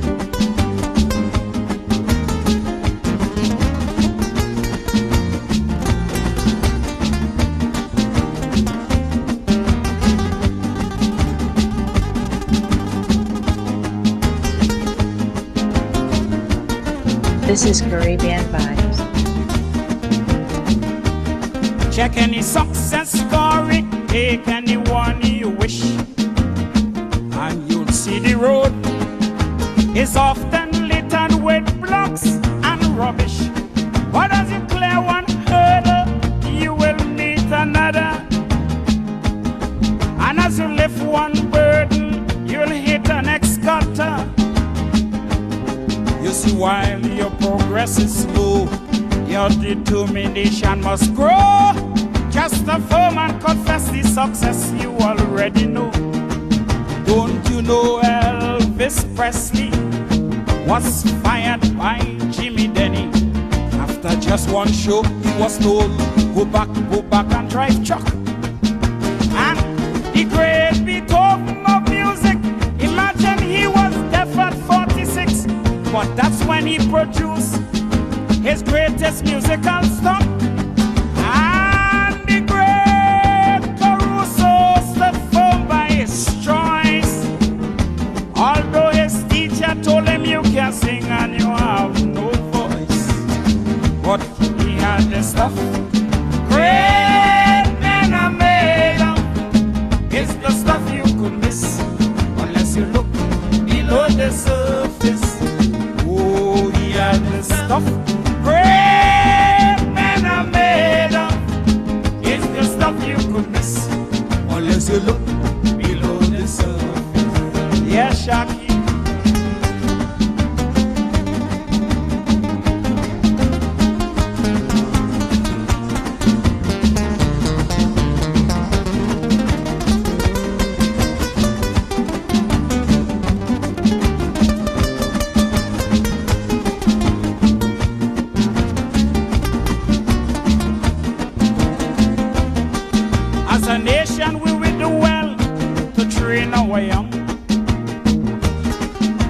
forward up, a luck and chance approach, or a gaming disposition. For they will dream of easy money and sweet tomorrow. From a get-rich scheme with the 1 in 100,000 ratio. We need to teach foundations of truth, trees that send down good roots, not parasites that sucks at little gut fruits. Don't you know, Basdale Pandey walk so many miles barefoot to school, land in England with $6 to take his luck horse. And after Napoleon Airman Robinson, imagine he was shot and in prison, half blind and dying. He said attack, attack, attack with full force. For such men with belly, leadership was meant. No wonder they're prime minister and president. You see, they had the stuff. Great men are made of. It's the stuff you could miss unless you look below the surface. I say they had the stuff. Great men are made of. It's the stuff you could miss unless you look below the surface. Oh yeah.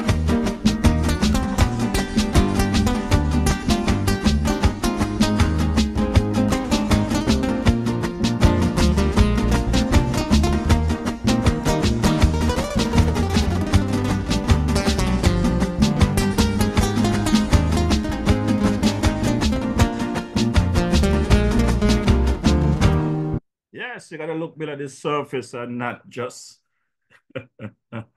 at your footstep. You know, last week while over there following the handing over of the well to the good people of Keon and the government, having a drink with my boy Lennox Liebud and Gary and brother Ralston Isaac and a few of the other folks that come there. My partner, Eugene Hamilton, came along and hung with us for a bit, had a drink. And we engage him openly in the conversation about the situation there with the well. And sometimes we beat up on people without knowing the facts, eh? We really beat up on people without knowing the facts. And I have thrown some serious shots at brother Eugene Hamilton because he was a part of the Team Unity administration. And as the representative of Keon, we heard Premier Brantley say that brother Hamilton sit in cabinet and didn't have nothing to say about what taking place in Keon. And I find out that it really was not so, you know. Not only that brother Hamilton was doing his best to represent the people of Keon. As a matter of fact, I got to find out that brother Hamilton even invested some of his own money in that project. So the struggle that the Keon people went through basically is squarely at the foot of P.N. Patches Liebud and Timothy Harrison. Because Timothy Harris was the Prime Minister of the Federation. He was the Finance Minister. And it doesn't matter what Patches was carrying on with about who he wanted to do the exploration of water. I believe my good friend Timothy Harris could have put a stop to that easily. Shut him down. My good friend Sean Richards had a couple of seats, the majority of seats in the government. He too should have been able to support brother Hamilton and shut down Ian Patches Liebud. So whatever was going on in that canary cage there, they call Team Unity. Something don't add up. But tonight, I know Big Lies just say he don't apologize to nobody. DJ Marisha, when I get the facts, I don't have a problem correcting it. So I will apologize tonight to my boy Eugene Hamilton for some of the blows I thrown him. You tried. I believe you could have tried harder, brother Hamilton, but the impression I got is that you were just sleeping and did not try anything. But I found out through the conversations last week that you did try your best. And At the end of the day, I love your attitude. The people of Keon is benefiting from water today, and that is the most important thing to you. So I'll give you credit for that. But you hear this song about looking beneath the surface. Who in St. Kitts? Who in Keon?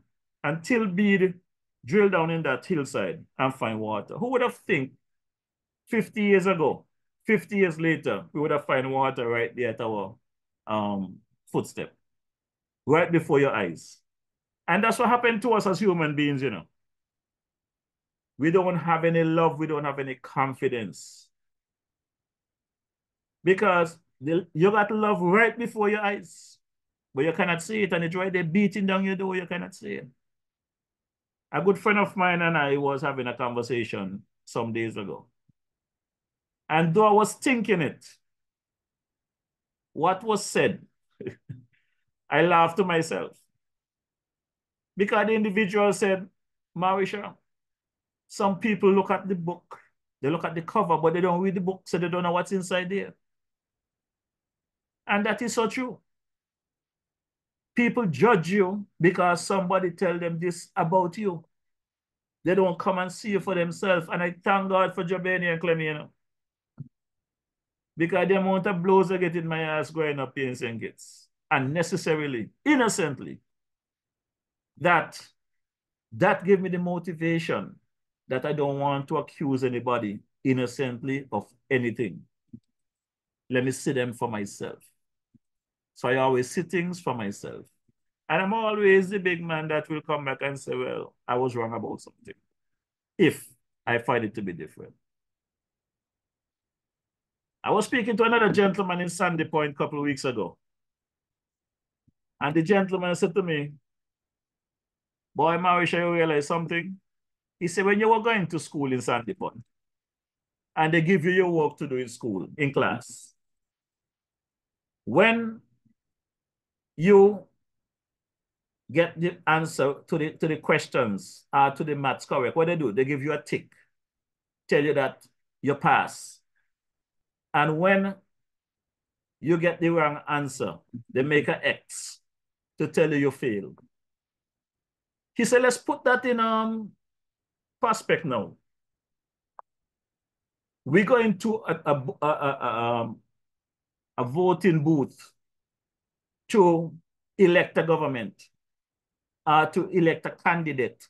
And what we do, we put an X, not a tick. We put an X, which means they already failed even before they start the job. But the man with the most fail or the woman with the most fail is elevated to be your minister, our prime minister. And you know, I never thought about it that way until a gentleman presented it to me. We in St. Kitts Nevis, we need to be more positive to each other. Be more helpful to each other, right? Everybody's about self. When I say everybody, I don't mean everybody literally. I'm speaking figuratively. Because I meet some good people in St. Kitts Nevis, some very helpful people. And I want to say that when you meet a good person in St. Kitts Nevis, hold on to them. They're very rare. They are very rare. This is why I'm saying to you, my good people, the Prime Minister you have of today, I better thank God for him. The amount of things that this gentleman has done and have planned to do for the Federation is only a matter of time before the floodgates open and everybody will get what is due to them. But what has been done in less than 2 years compared to what was done in 7.5 years? If you guys had a team unity administration still today, we'd have been up shit street. We got some people across the Nevis, you know. We got some people across the Nevis, and I wonder if they're part of the Federation or they're from a different breed.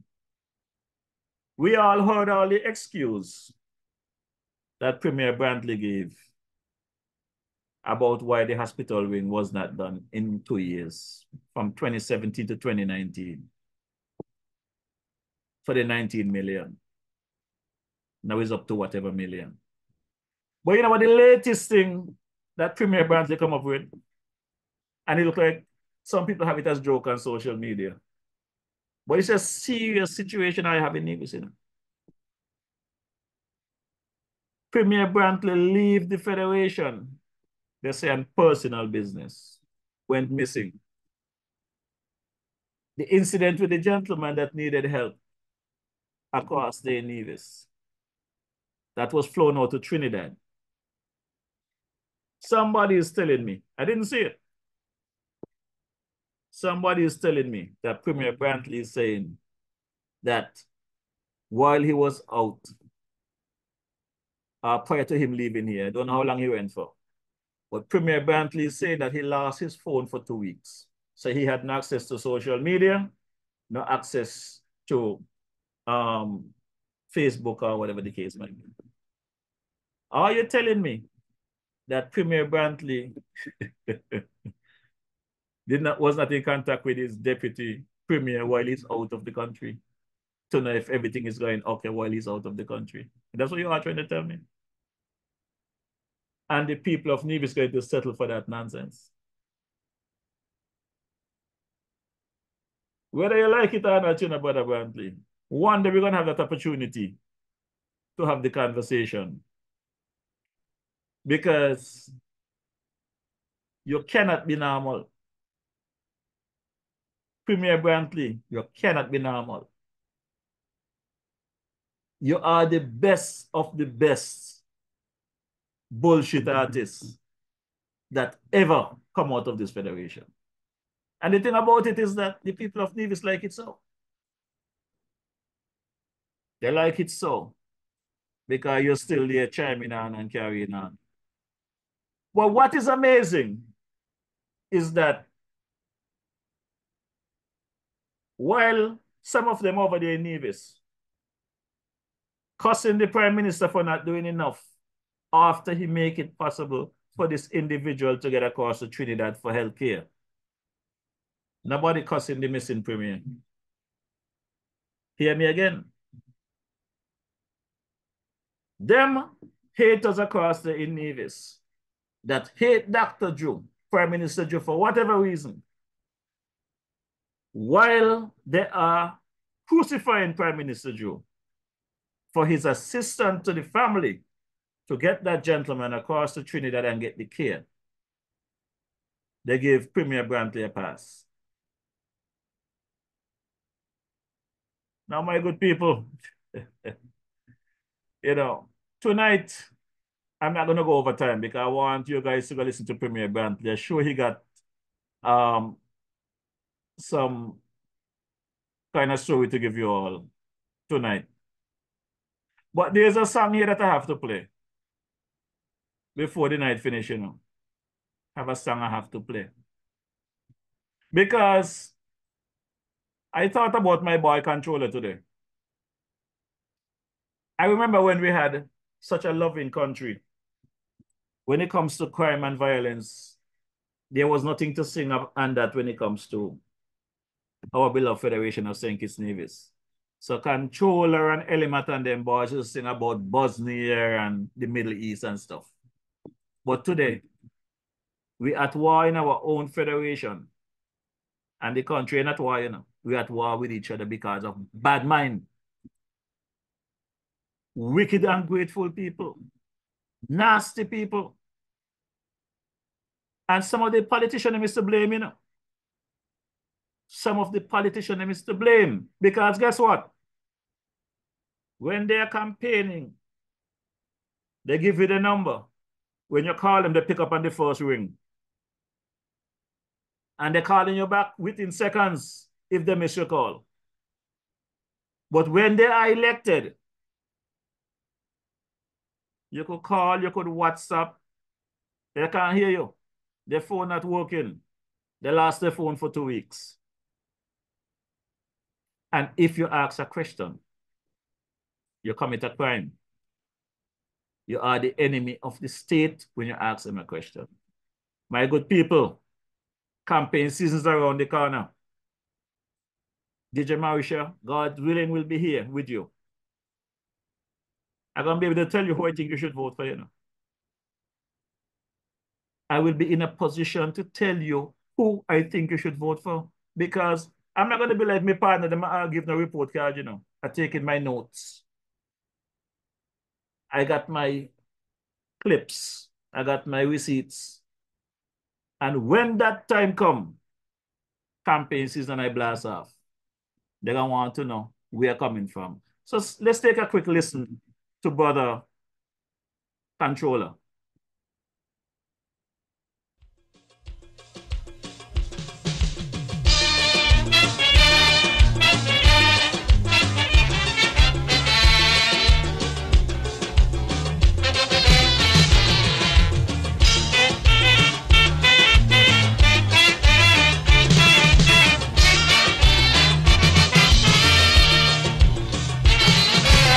Pain and suffering we are bearing in this world today.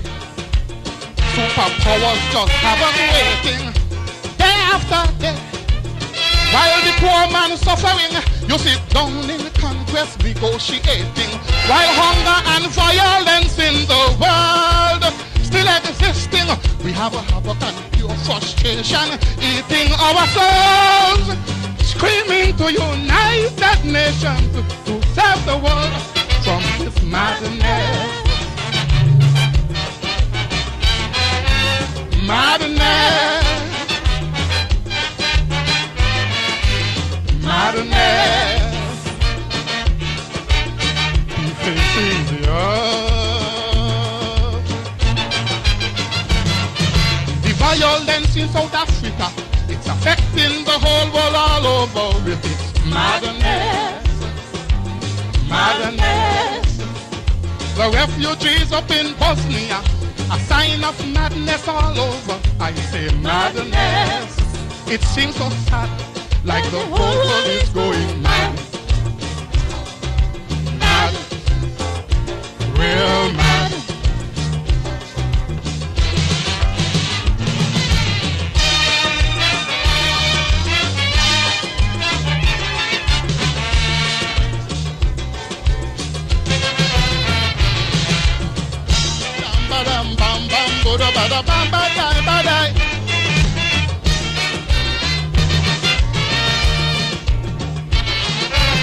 We go to bed at night not thinking about our fellow man or about the brutal slaying in Afghanistan.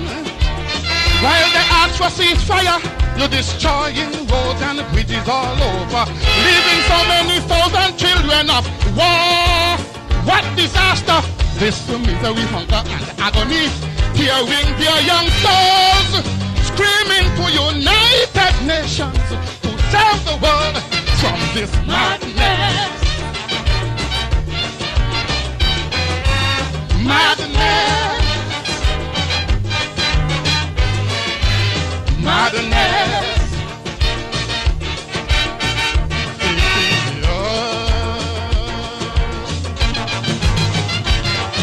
The violence in South Africa, it's affecting the whole world all over with its madness. Madness.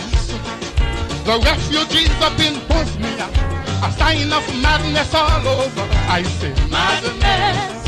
It seems so sad, like the whole world is going mad. Oh yeah. Mad. Real mad.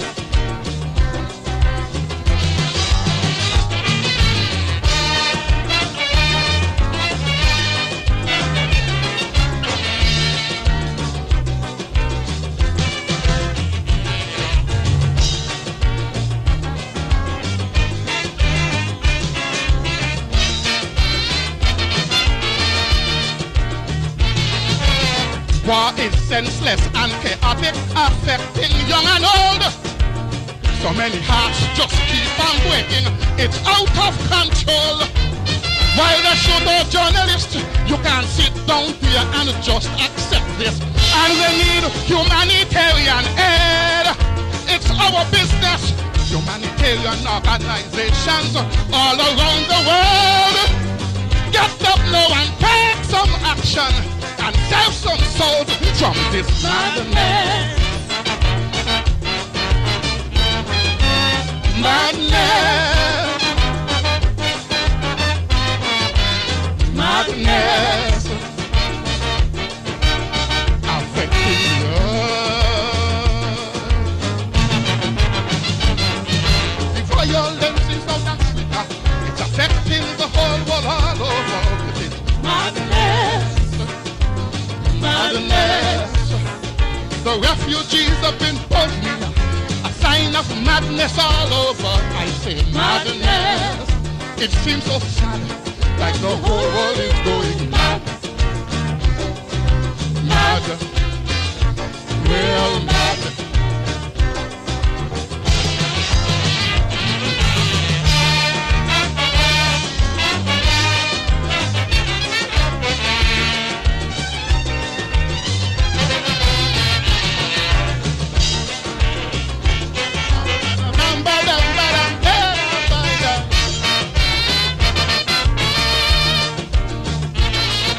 We tried with diplomatic procedures to save Somalia.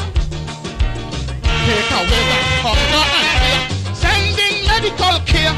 While the one they lost and keep watching their country disintegrating. Looters with arms only stopping. Food distributing. Call on Security Council. Protect them without fear. Moving now and show these people that someone cares about this madness. Madness. Madness.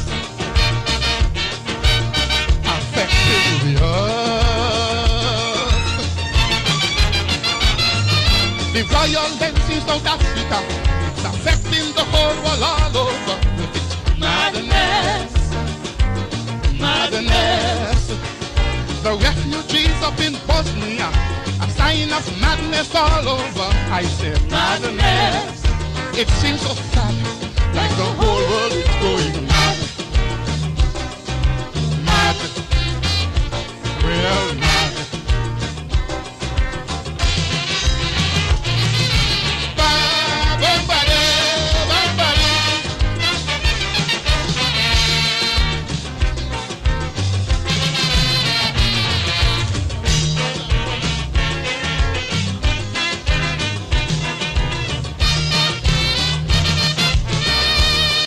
Yes, that's the sound of the man Controller. That one is called Madness.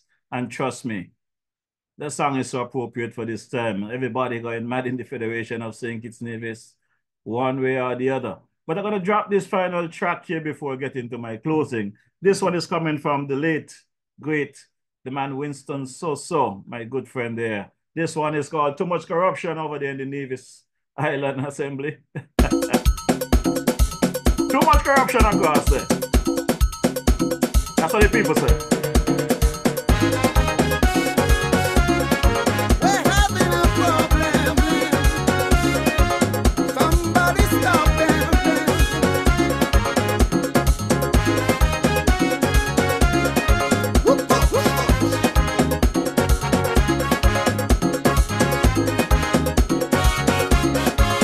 Too much corruption, too much brutality. This situation should be taken seriously. Every day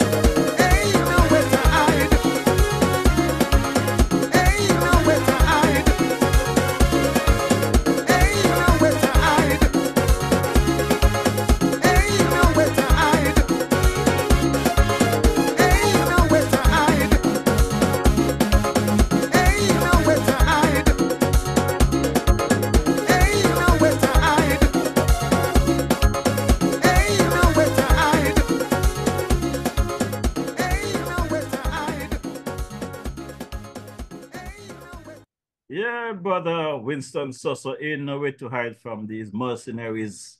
They're on social media. Some sitting in your government offices. Some of them in the private sector. But at the end of the day, who feeling it? Only the poor man feel it, eh? Only the poor man feel it. My good people, that's about it for this evening for me. I'm not going to go too much into an overtime, and my boy Iva is over there smiling and looking at the time. But we're going to wind it down right about now. I would hope that the message you guys take out of this program this evening is that we need to change our attitude, change our direction. Life is sweet. Life is better than going underground, man. Let's save our youths. Let's save our people. Let's rebuild our nation. Let's rebuild the Federation. You mercenaries on social media trying to destroy another man's character, not going to save yours. Your miserable life, you have to deal with that. Trying to destroy another will not improve yours. Right? And like I said, my good friend told me, many of them, they see the cover, but they never take an opportunity to read the book. So they don't have a clue what is inside of the book. Before you all take the time out to destroy people, character, get to know that person for yourself. Get to understand that that person might be the very same person that's going to help you out, that can put you in the right direction. But because you destroy that individual, you destroy your opportunity. So keep it up. Let's take a quick listen again to my brother there, Brother Carbo. Carbo's, located at Fountain Village in Nevis, is the go-to spot for your Saturday treats. Tantalize your taste buds with his delectable Carbo's Delicacy Goat Water. Or, if you prefer some soul food, then Carbo's Punji and Fish is definitely the way to go. Call ahead and reserve at 869-663-9694. Then make your way over to Carbo's and enjoy the vibrant atmosphere while you savor your delicacy. Carbo's, we are not changing, we are only improving. Food all over, food all over. You got the food all over. Yes, and like I said, Carbo have advanced his service now. He does delivery around the island of Nevis and in St. Kitts. Carbo is available for catering, for whatever you need, whether you're fungi and fish, your green banana and fish, your goat water. Just give him a couple days notice. And don't forget to tell him DJ Marisha sent you. You will get a discount once you mention the DJ's name. Let's take a quick listen to my girl, Sister Carmen. Girl Sandra, you know where you can find nice fresh local food 7 days a week, one provision and all kind of thing. Girl, where? Right down there by Shellings, by Carmen Catering Services. Girl, she opposite the bus stop. Girl, and she also cater for weddings, parties, anything you want to cater for, funeral and all. Girl, and trust me, you're gonna enjoy the food. And she also selling bites and Sundays. Opposite the car shop, right down the main road. Girl, you could call 665-1494 or 663-6005 to order your food or go and pick up your food. Girl, the food will be finger licking and you get your money what you ain't want. You sure about that? You know, want nothing better than that. I get me money what? Get me finger licking thing there from Sister Carmen. So don't forget to go and check out Sister Carmen over there in Boys on a Sunday from midday until in the afternoon. 3 hours of the afternoon. And like I've said previously, right across the road, they got the Agara shop. Check my boy Everett out and tell him DJ Marisha is in the area. Let's have a drink. Let me take a quick listen to my boy here, Brother Malvern Gums of the Spectrum Band. Hey, this is Malvern from Spectrum Band, and you're listening to DJ Marisha, playing you the best in Caribbean music. Hey, this is Malvern from Spectrum Band, and you're locked into DJ Marisha. Keep it locked. Wednesday evenings are heating up. Log on to DJ Marisha's Facebook Live broadcast every Wednesday evening from 6 to 8 p.m. It's a frank and candid exploration into the social, cultural, political, and economic issues affecting our federation. And just in case you missed it, you can also catch the broadcast on his YouTube channel, DJ Marisha. Subscribe to the channel on YouTube and smash that bell. You will be notified whenever he goes live. DJ Marisha, every Wednesday evening. Facebook, 6 to 8 p.m. or thereafter on his YouTube channel, DJ Marisha. Log on.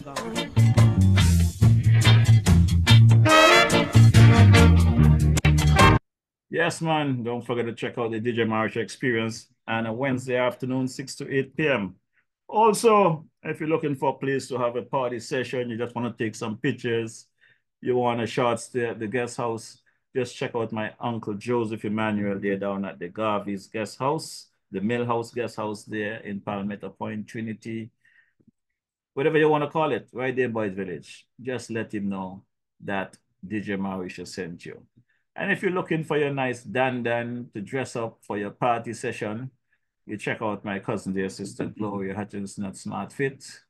The main location is right there in the old Simaco building next to Skelec on Central Street.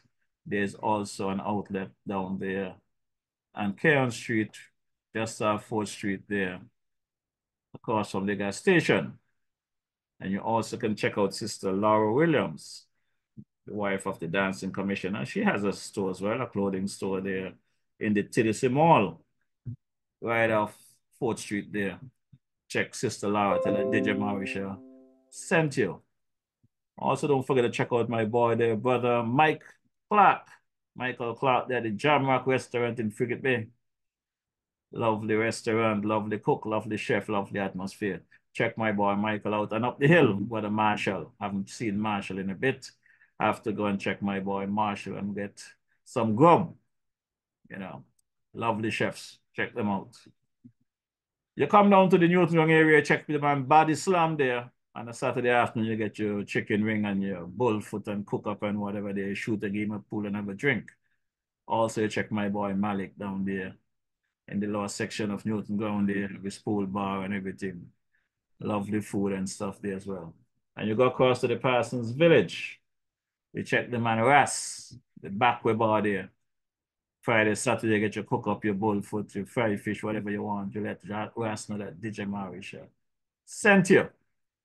Well, you know, we're going to drop the unofficial anthem of the Federation of St. Kitts Nevis. And once I drop that track, you know, we're out of here. The track is called Arise by the late, great, the King Arrow. But before I do that, let me say good evening to my favorite cousin there in St. Thomas, Virgin Islands, Sister Natalie Carty, a.k.a. Mem. How you doing? How is Caroline? Hope all is well. Also want to touch my girl there, Sister Ann Farrell Smith. How you doing? Good evening. Sister Cora Bennett. Thanks for your continued support. Ayoni Mitchum, welcome to the right. Sister Pontin and Sister Naomi Ward. Rosita, hope you're all right. The King Sobi, the man Shabby, everything bang on. The man Sassy, hope all is well with you. Want to big up my baby girl there. Spoke to my baby girl last night briefly. She's coming big as ever, sensible as ever. Lovely lady. Want to touch Sister Beverly Marisha one more time. Sister Kia. How about my crew there in the Tobago area? Brother Victor Beard, Gloria Beard, Melissa Beard, the man Roger Wallace, and my missionary there, Deborah Beard. Across to Trinidad, we touch my boy Daniel and Chanel. How is the grandkids? Hope all is well on your end. And the St. Thomas and my cousin there, the man Kent Bernier. How are you doing? How is Sister Pam and the rest of the crew? My brother Carl Morris. How is Sister Valencia Morris? The man Avon Brown, a.k.a. Sour. Patsy Brown. Ralph and crew. Hope you guys are okay. The man Briscoe, the man George Morris in the Florida area, the man Twinkie. Hope all is well. The man Sugars, how are you doing? Well, my good people, I'm doing a lot better than last Wednesday, but still going through the motions of the passing of my adopted father there, the man Alman Hutchinson, aka Jerry, as we make preparation to give him his final send-off in a couple of weeks. Not looking forward to it, but we got to do what we have to do. I want to touch my sister there, Sister Jennifer Hutchinson, Sylvia Hutchinson, the man Clive Hutchinson, how are you doing? How is Janet? Sister Cicely Brown, Pastor Brown, how are you doing? Hope all is well. I want to touch my Uncle Eustace there in St. Croix. My sister Esther there in the Tortola area, Brother Makish and the kids, hope you guys are doing good. My son Jeffrey Jr. there in the LA area, how are you doing? How is Sister Jazz? How about my daughter there, Rochelle, in the Ohio area? How are you doing? How is the kids? Want to big up my dad there, the man Alfonso Marisha there in St. Thomas. I see a missed call from you there a couple of days ago. I'll get back to you in due course. Hope you're doing well. Want to touch my godmother there, Sister Joyce Bedford. Hope all is you. How is the huzzy? Hope all is good with you guys there. Sister Gwyneth Marisha, how are you doing? Hope all is well with you. Good evening. My brother Gene Paris. Hope all is well with you as well. The Dynamic Oven, the man Ingula, the man Elman Harley, Paulette Harley. Hope all is well. Well, you know, like I said, once I drop this unofficial anthem here, this one, I want to big up my boy Eustace Hendrickson over there in the Houston area. Hope all is well. The man Chester Hamilton, the man Austin Williams, the dancing commissioner. Good evening, my brother Julian, the man Luther Kelly. Hope you guys are doing well.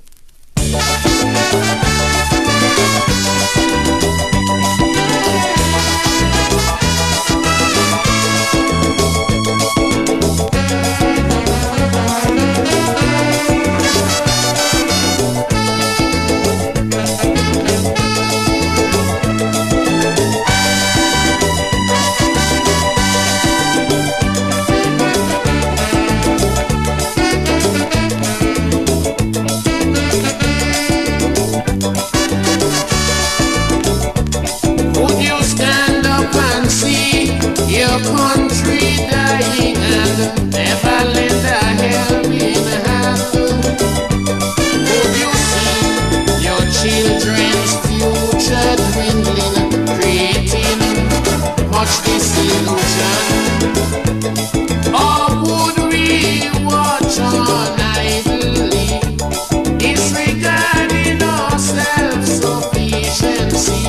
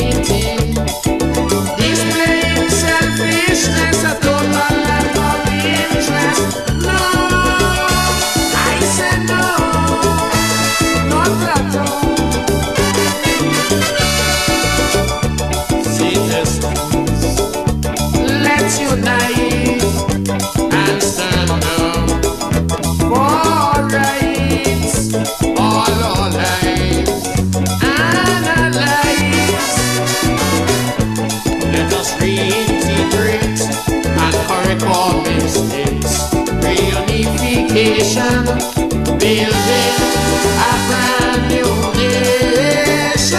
We move on together hand in hand. Rise, citizens, arise.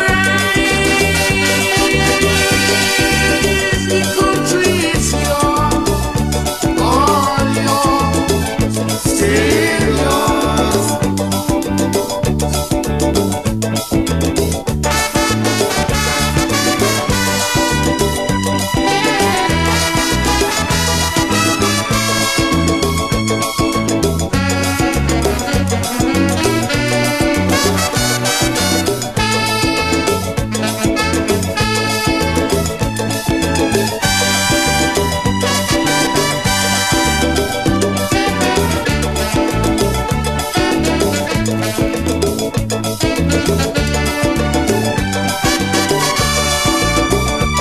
Can your conscience be clear?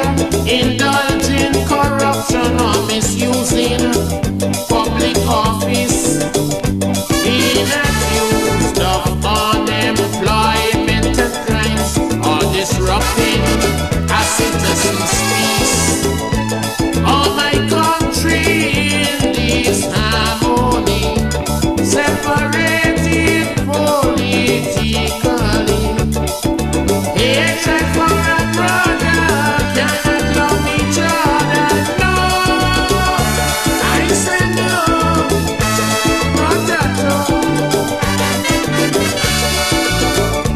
Citizens, let's unite and stand up for rights, all our lives and our lives. Let us reintegrate and correct our mistakes. Reunification, building a brand new nation. We'll move on together hand in hand. So rise, citizens, arise. The country is yours, all yours, still yours.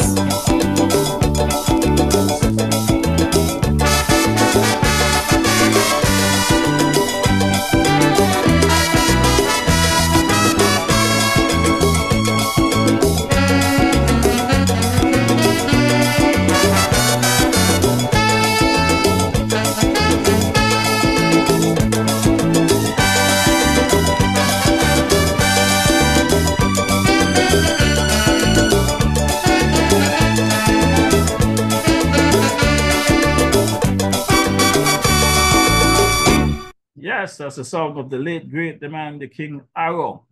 The citizens arise. This country is yours, all yours, still yours. So you got to take care of your country. I want to say good evening to my mascot there, Sister Dorothy Allen. How are you doing? Hope all is well. Sister Lynn, good evening. Hope all is well with you. Sister Gwyneth Marisha, Cora Bennett, Tracy Jeffers, Tracy Powell, Sister Nesta. How are you doing? Joycelyn and team, Sister Bessie. Until such time as we meet again, God is say special blessings to everyone. One love, and look forward to seeing you next week.